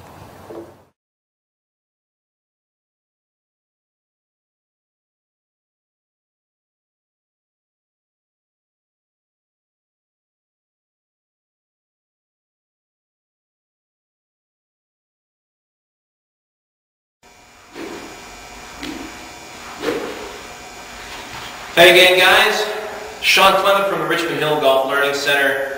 GolfLearningCenter.com. Keep us in mind in the future.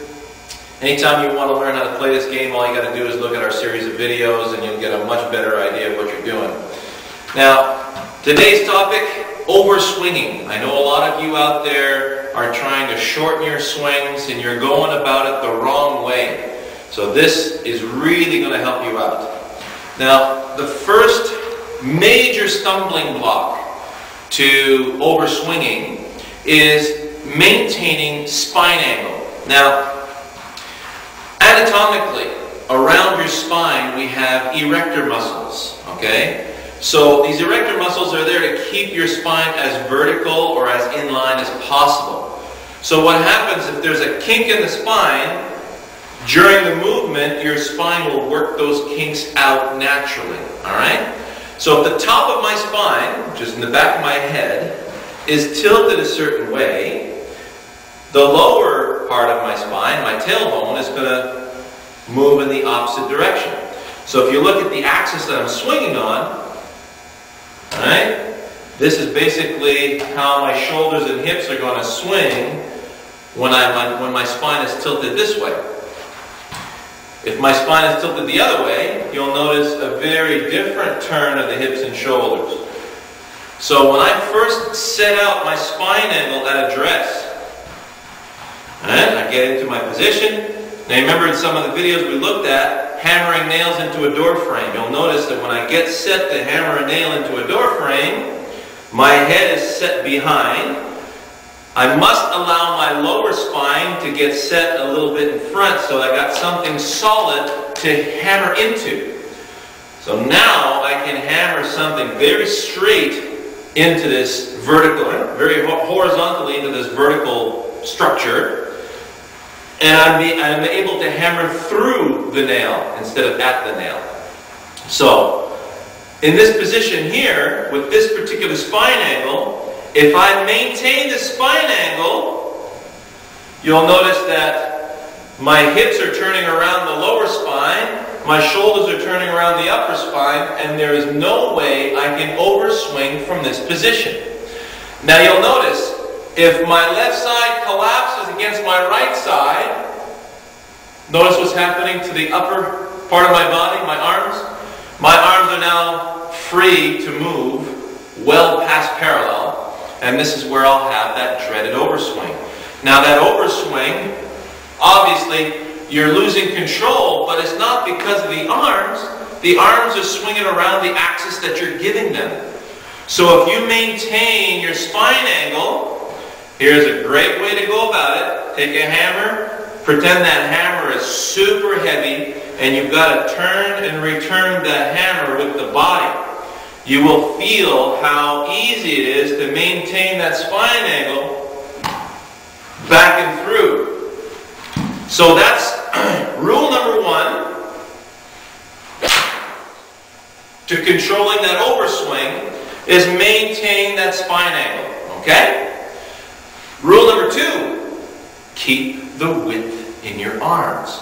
You're not trying to go up with the arms, you're trying to go wide with the arms. Let me elaborate.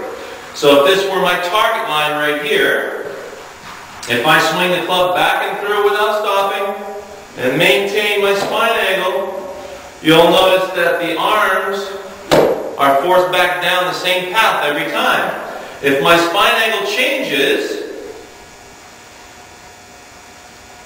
you'll notice now the path of my arms are on a different path coming down into the golf ball that they were on the backswing. All that happened, my spine angle changed, so as my spine angle changes, my head moves forward, the top of the spine, my lower spine, tailbone goes back, and now the shoulders and arms are forced around a different axis. Just like you take the axle of a car, you got the wheels on both sides. If you change the angle of this axle, then the wheels are going to turn in a different direction. It's as simple as that. So if I maintain width in my arms, notice how my hands are more out in front of me. They're not stuck behind me. Okay? That's one way of looking at it. You remember the punch? If I'm snapping a punch, I'm going straight back. As I'm extending back with my left side, my right side's getting out of the way. You'll notice how everything gets centered up as soon as I attach my right hand to it. So all I'm looking for is some width with my arms. Like a swing, swinging back and through, right?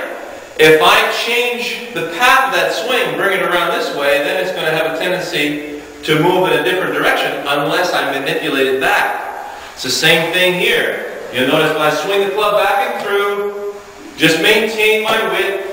You'll notice I'm not too flat, not too upright, and the club's passing exactly in the same spot. I'm just supporting that arc so that now if I yank the club to the inside, you'll notice I have a tendency to hit the ground well before the ball, or I'm going to have to manipulate it back. My eye-hand coordination will tell me there's no way I can hit the ball from here. You have to go this way in order to hit the ball if you want to hit it. So then, out comes the over-the-top move. If I swing it wide, keeping those hands in front, then I can approach the ball from the same spot. So if the spine angle doesn't change, and I maintain a nice width in my arms, notice how wide those arms are from here. Nice, beautiful width. I'm not trying to strain it into position. And if my arms wrap themselves around my body, well, you'll notice now, look where my hands are. From this angle, you'll see that my hands are right next to my head. There's just no width there. So if I'm pushing somebody in a swing, and then I take that and I bring it over here, well, that swing has lost all of its momentum. Same thing. So if I maintain width and maintain my spine angle, the overswing is gone, the efficiency is in the swing, you're going to hit very long, very accurate shots. So practice that, and feel free to send me a comment or a question. I'll be more than happy to answer it. Take care.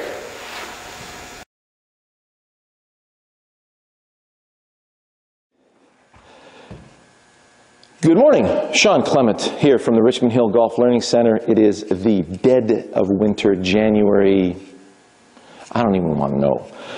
So we've got a fabulous little session here inspired by my good buddy Jose. So Jose, this one's for you, buddy, okay? So we have two birds that we're going to, you know, I want to be politically correct.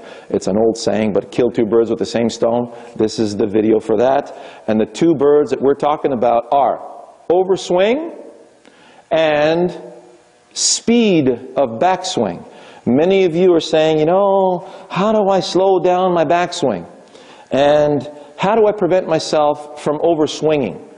The key is to really feel the weight of the arm club unit as it's hanging from your shoulder sockets. So I get my posture, and you'll notice how I always tend to bounce a little bit.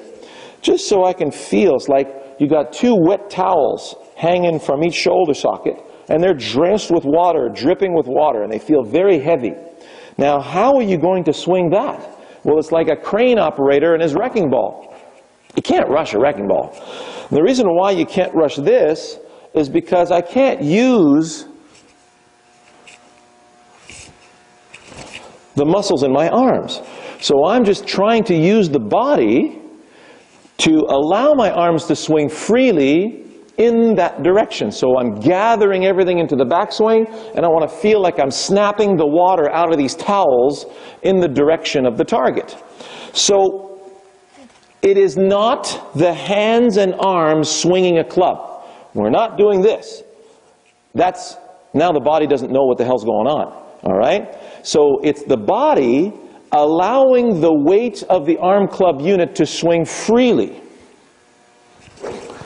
So if you feel the weight of the object that you're swinging, you will listen to its cycle of momentum, okay? So let's look at a heavy axe or a heavy sledgehammer, and we're pummeling a nail or we're chopping some wood.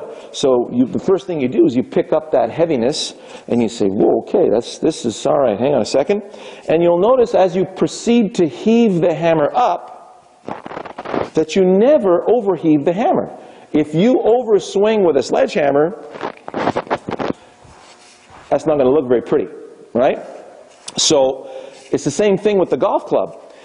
If you're using the weight of the arm club unit to hit the shot, go to my #1 most popular teacher on YouTube. Yeah, the reason why is everybody's been telling me my numbers have been way better than everybody else's, and I checked, and yes, that's the key. So I kind of changed my titles. Don't worry about it. I'm gonna catalog them properly so you can have easy access to them. But #1 most popular teacher on YouTube, and swing plane is the next keywords, where I'm talking about how you're using the weight of the hammer to find the nail in the door frame. If the nail's higher in the door frame, how are you going to feel the weight of that hammer to pummel that nail? If you bring it down here, and you can't use the weight of the hammer anymore. So it's the same thing here. I want to use the weight of that arm club unit. Now watch what happens in the backswing. So I heave it back. If I heave it too far and the weight of the arm club unit gets beyond that vertical position in the backswing, now it's like, oh, hang on a second. Now I have to take the weight from here, right? Because it's going to fall this way, so I have to pull it back up in order to come back down. That's when you know you've overswung. So Jose, that last video you showed me about your swing, I didn't see an overswing there, because from the top of that backswing position, everything was coming back down this way if you were going to let it fall, okay? Now, if you're using the weight of that arm club unit, you can't swing too fast, right? This is not me swinging with the weight. That is, okay? So, target, high fade. Start it there, end it there. Good. Feel the weight of the arm club unit release its own self towards the direction I want to start the ball. That felt good. That felt like I had mass pummeling through that golf ball and towards that target. Okay? So enjoy that. And let's have a chit-chat in the forum about it.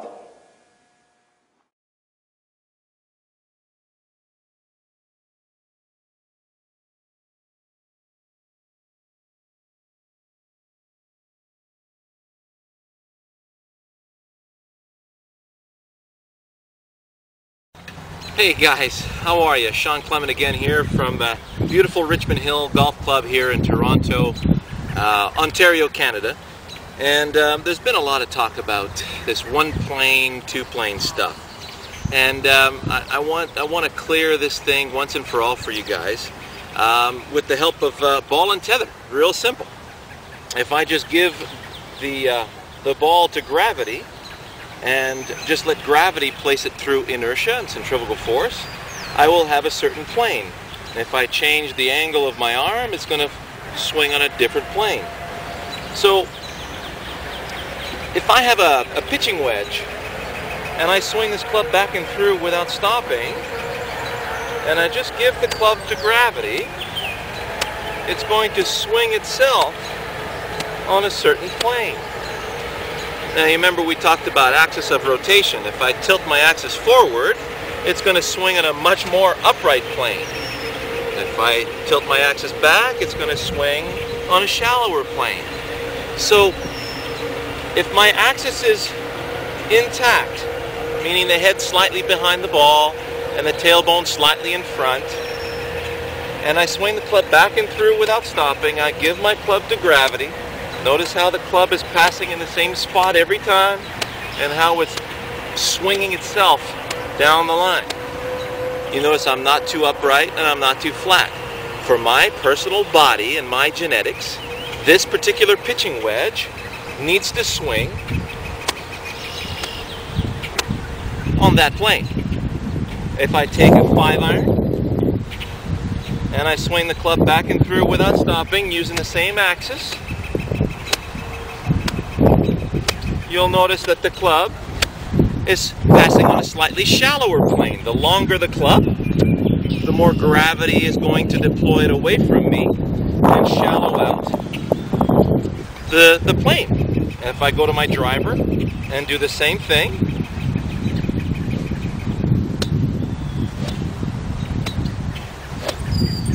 giving it to gravity, you notice how gravity's passing the club in a very different spot. Therefore, my hands cannot be in the same position with the driver as they are with the wedge. Notice where my hands are here. So you'll notice as I'm swinging back and through without stopping, my body has to stay in balance for this to happen.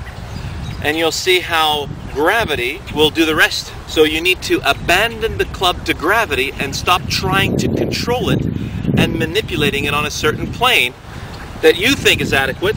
Let gravity do that job. Many of my students have the sensation of losing control. Yes, you're giving control away to gravity and letting gravity do the work for you. So I hope this was insightful and it answered a few of your questions. If you have any more questions on this subject, please let me know. I'll see you in a bit. Bye. Good morning, Shawn Clement here from the Richmond Hill Golf Learning Center. Today we have a nice lesson on swing plane. Now, the whole truth and nothing but the truth and all that stuff, there's been a few details withheld, unfortunately, because you've got two options how to swing the club. It could be the pit bull and the ragdoll, which means the arms are controlling the club throughout the swing. Or it could be the seasoned lumberjack with that heavy axe, which means lumberjack uses weight of axe to perform the task. He is not manipulating, pushing, or shoving the axe around and fighting the fighting momentum and wearing himself out. So it's the same thing here in golf. As I said all along, you are using gravity and centrifugal force to track your arms. So the relationship between you and this planet is you give control away. And a lot of my students say, I'm losing control of the club. Woo-hoo-hoo, this is great. When you feel that, you know you're on the right track. If you totally lose control of the club, that's completely different. Now, if your grip stays intact and you swing in the club back and through without stopping, you'll notice how, wow, my hips, knees, shoulders, hands, everything's flowing together. I stop moving. I become static. I want to start swinging again. Inevitably, you're always going to tend to take the club away with your hands, and that's where you have way less of a chance to perform a good golf swing than if you were to start from an already going position, all right? So that already going position is my perpetual motion drill. So when I'm swinging back and through without stopping, you're going to observe that when gravity and centrifugal force grab a hold of the club, the plane for that particular shot becomes proper. So I've got a lob wedge in my hands. Now, where you're really going to identify that the club is truly on plane is when you're brushing the grass in each direction past the point of the ball. So if this were the golf ball here, and I'm skipping back and through,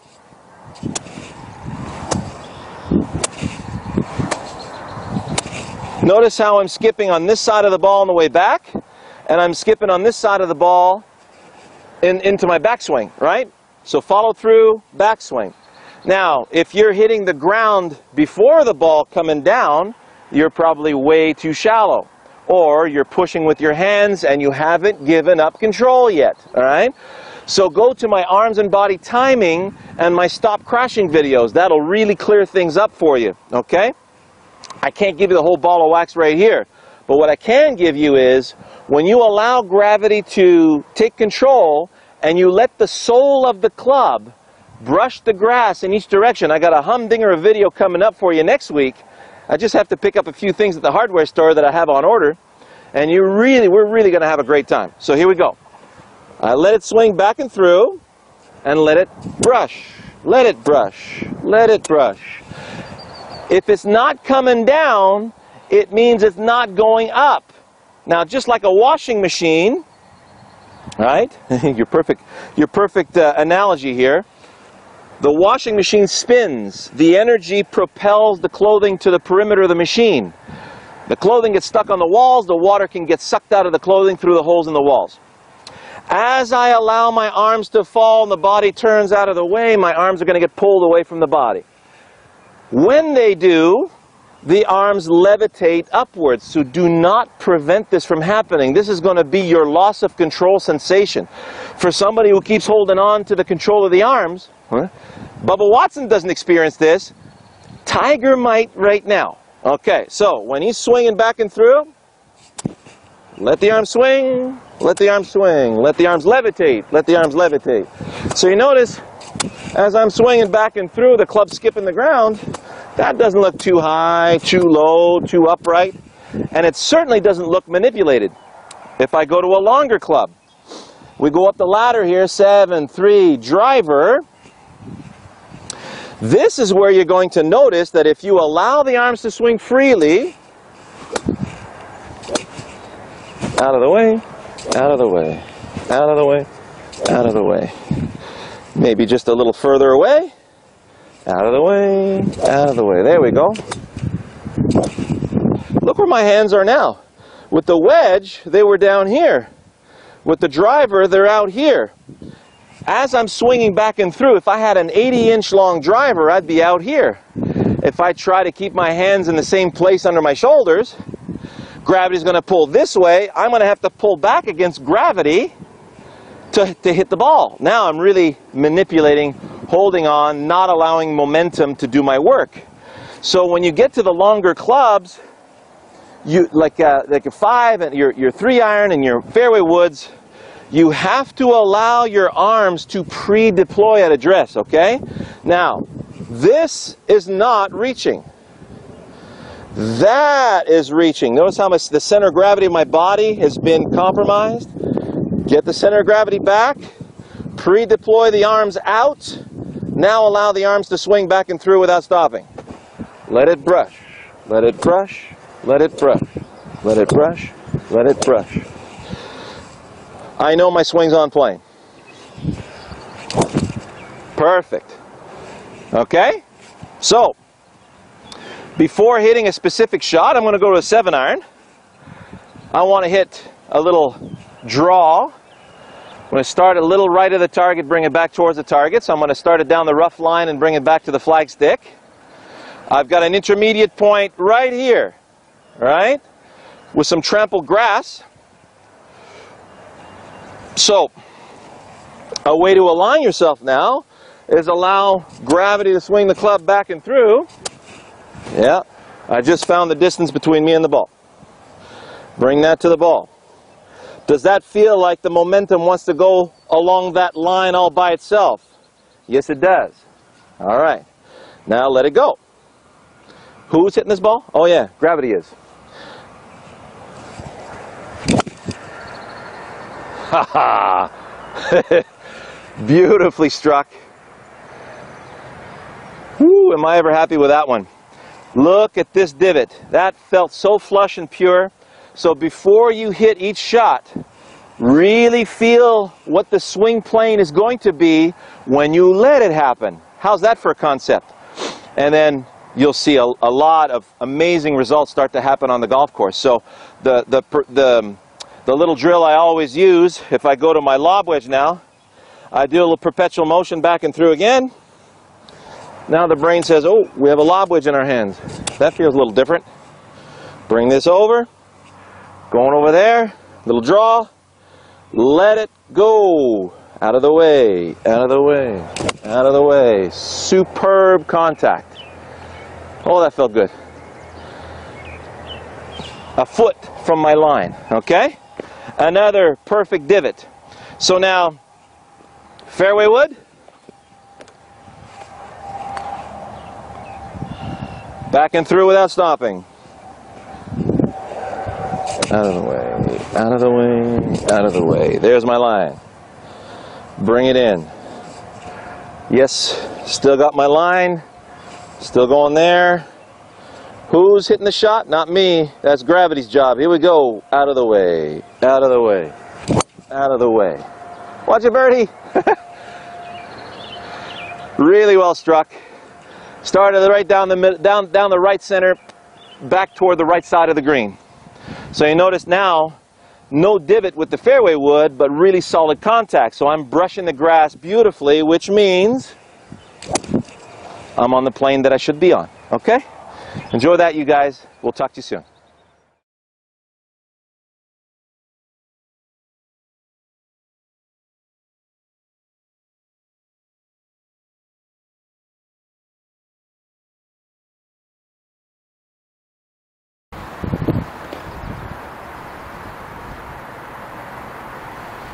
Okay.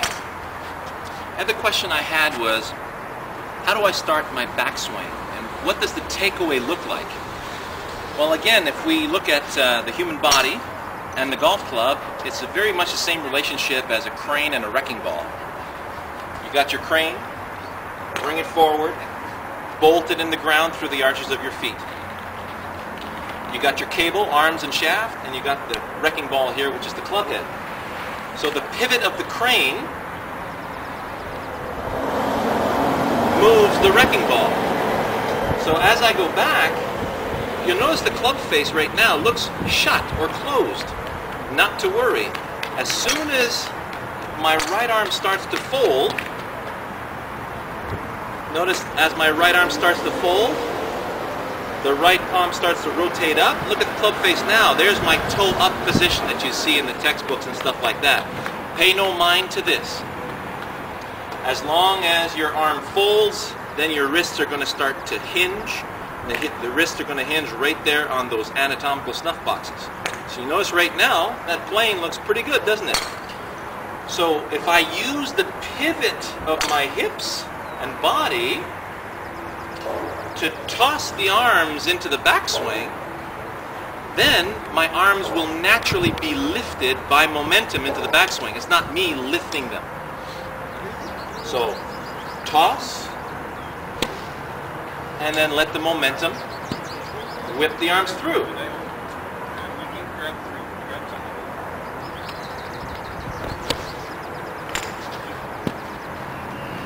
Bolted, behind.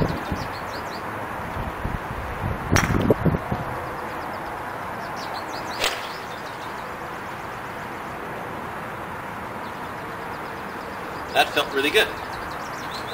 So the crane operator inside the cab of this crane, the goal is to use the crane to create momentum in the wrecking ball, not to take the crane and beat the crane against the wall.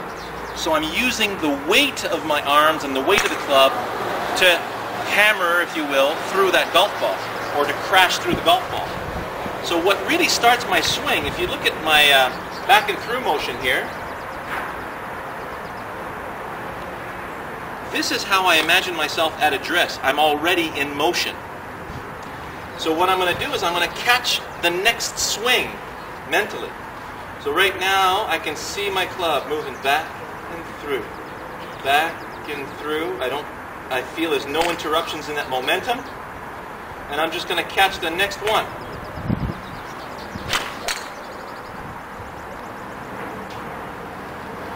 so that it doesn't feel like I'm frozen at address.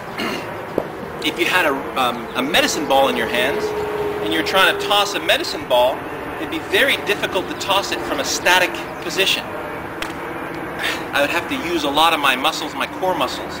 But if I nudge it a little forward, now I've got some momentum to toss it back. So I want to feel like my body is very relaxed and I already have a certain amount of momentum to start my golf swing. And I want this to, I'm going to feel that this is very much imagined, right? So then all I got to do, you'll see how there's always a little nudge of my hips forward, and that would look like my knee is moving forward. Well, the knees are attached to the hips, so I'm just going to nudge the hips forward. Then I'm going to use that momentum to toss the arms into the backswing. Because the club head is attached to my arms, the arms are attached to the shoulders, the arms will naturally be lifted into the backswing. It's not me lifting them. And then everything will fall through. Okay? So, enjoy that one. Have any questions? Let me know. Hi guys, beautiful sunny day, Richmond Hill, Ontario. Finally the season's underway. I apologize for not getting a video out any sooner. Shawn Clement here, of course. We've been extremely busy. The season has started with a huge bang, and we already have a waiting list of people for golf lessons, so you know it's a good position to be in, obviously. So that's the reason why I haven't come out with a video for you, and so I'm going to take advantage of this nice Sunday morning, quiet, you know, the family's still in bed, and I can sneak out here and get you a little video on a topic that I find extremely very important. Okay, so you got to listen in on this one. We're talking about the waggle of your golf swing. So basically, we've learned throughout the videos that we have on YouTube, ShawnClementGolf.com. Go to the YouTube Shawn page. All 97 of them are in there. Right now there's 97. And in the DVD. So we've learned that we don't want to start from a static position. And if you remember some of the Hogan's teachings, Hogan talked about the waggle as a miniature version of his golf swing. So we're going to look at not only the takeaway, but also basically the waggle or the takeaway of your regular golf swing should be the same as your backswing in a chip shot. So if I look at the chip shot, I'm braced forward, hands forward. I'm going to take that left shoulder and toss it back. So notice even the chip shot is a tossed shot. Okay? We are tossing this lowercase y back. The arms and the club form that lowercase y. Toss, fall. And then we're letting that momentum fall through the shot and toward the target. Well, it's the same thing with the full swing. So you'll see here in my takeaway, toss, fall. And as I'm falling, notice how it's falling around my left leg. There's a little mini brace in there, right? So it's toss, fall. Toss, fall. And there it is. So I'm going to toss it back with a big turn of the body. And then fall through the shot, not only with my weight. So you remember the downswing weight shift video? Toss, fall into the left side, my back is still to the target. Then the momentum can fall right through towards the target and the left side can now glide out of the way. So it's that little double fall. Toss, double fall. Okay? So make sure that when it's falling forward toward the target, it's always falling around the inside of that forward foot. All right? So let's see if we can execute a shot here. I got a 6-iron. We're going to carve it around a little corner there toward the right pin. Got a little overhanging trees on the right-hand side. And we're about 170, 175. So it's a nice, smooth little 6-iron. Toss, fall. That felt good. What was that feel again? Oh, yeah. I tossed it. Toss, fall. Very nice. Good strike, right to the center of the green. Now, it didn't cut as much as I hoped it would, but it's right in the center of the green. I got about a 20-footer for par, or pardon me, for birdie. So, you notice as I am transitioning, right, a proper toss, just like I'm tossing a ball, I've got to let it go when I toss it. Now, when I do let it go, I've let go of control of this ball. I don't toss and then bring it back down. When you're pushing a child on a swing, you don't push while grabbing the swing, right? You don't grab the seat of the swing, push, pull, and push. The kid will fall off. Push, let it come back, push again. Same thing with the ball. After you toss it, now you got to wait until it comes back to you. It's the same thing here with the golf swing. After I've tossed it, I got to wait. So I toss, gravity and centrifugal force pull the arms and the club up the chest. Then they start down. So as they start down, I start to feel that momentum, and I just let the body glide and react out of the way of that momentum, because I want that momentum to go to the target. Okay? So I toss it, let it fall. Now what you're going to see and feel is this wonderful pause, right? It's not a manufactured pause. It's a very smooth, uninterrupted pause because gravity and momentum are doing it for you. All you're doing is just basically holding onto the club, and you have your awareness as to how momentum is developing in the swing. So if I wanted this 6-iron to really rock, and let's say I was 220 yards away, I would toss it much wider with a little more gusto, right? And then, as the momentum is falling, I would gather a little bit more whip and move with it a little more aggressively. If you notice that last little 6-iron, about 170 yards, I'm just going with it about 60%, okay? So you could basically go around a golf course. A really great exercise is you go around the golf course with a 6-iron, a wedge, and a putter. And basically, you find out how much momentum you need for each shot, okay? So whether you're hitting a pitch or a chip shot, or whether you're hitting a 6-iron from 150 or 200, it doesn't matter. You're just going with the amount of momentum you think you need to get to your specific target. And this is tremendous practice to get that, you know, that awareness of momentum, okay? So why don't we do that? Let's do a couple of shots right now. So you've just seen that nice smooth 6-iron off to the green here. Let's do a little 6-iron from 120.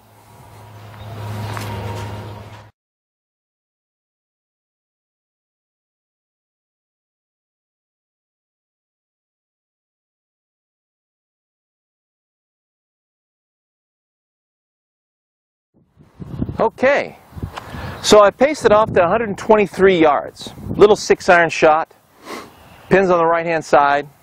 I'm going to grip down just a tad, just to take away a little bit of momentum. I'm going to toss it back about waist high, let it fall through. What I'm trying to visualize here is the ball falling maybe 10 to 15 yards in front of the green, taking 2 hops and going onto the green.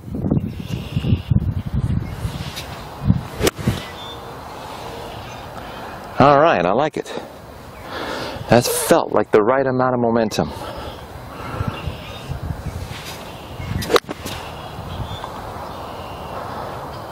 Hold it right there.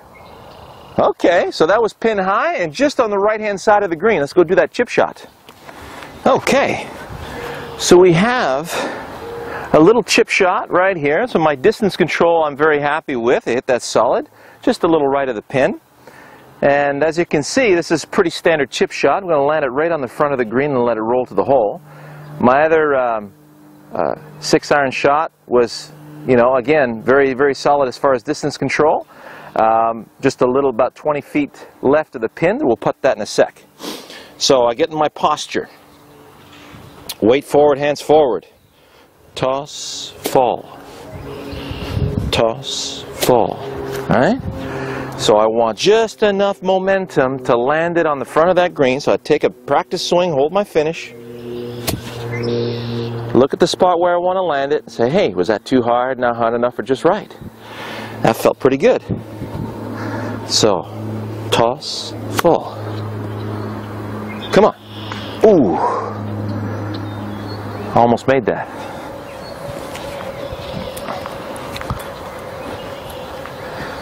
Okay, so I've lined up my putt. Basically the same thing here.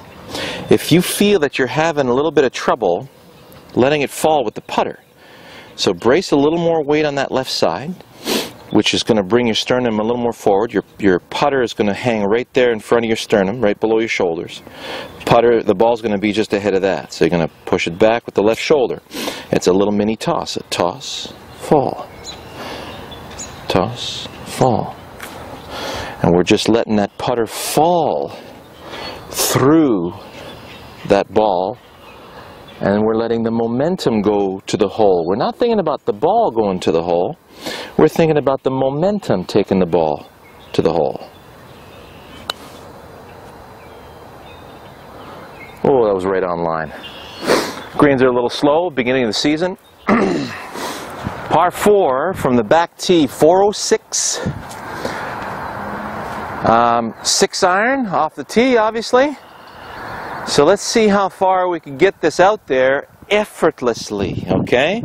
So every time I step up to a tee box and I feel the need for speed, I want to make sure I do it in an effortless manner, okay? I got a nice wind in the face. I'm going to close the face a bit, play the ball a tad back in my stance, toss, fall. So I'm letting it fall under the wind. That felt good. Now, effortless, powerful whip under this wind. Here we go. Toss, fall. Good strike. Nice and low. Excellent.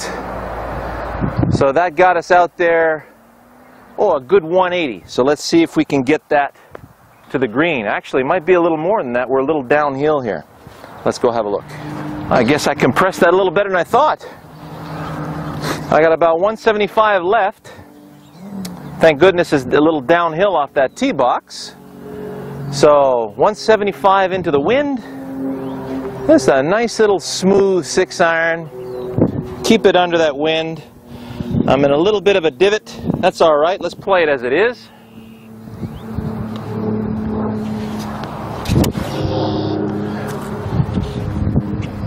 Toss.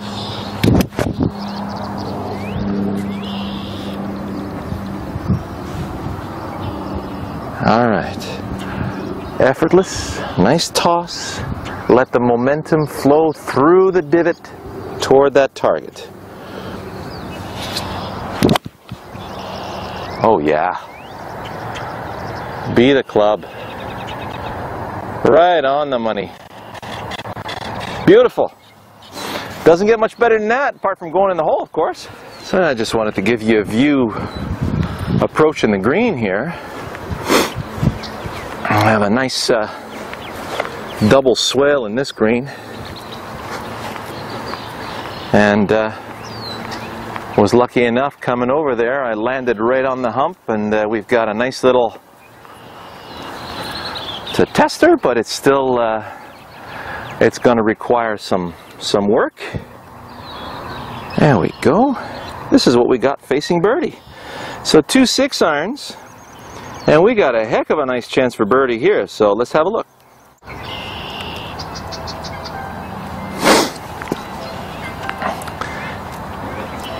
So as you can hear, that's my wife pinging me. So I'm gonna get this done quickly for you guys. Line up my ball.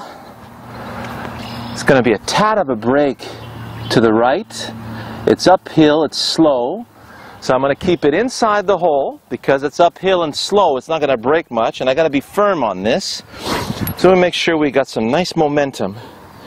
going to the back of the hole. So, toss, fall. Toss, fall. Is that enough momentum? No. Toss, fall. Yes. Alright, trust it. Toss, fall. Yes! So, combine that with the 2 easy pars we had on the last hole. We're 1 under par. So,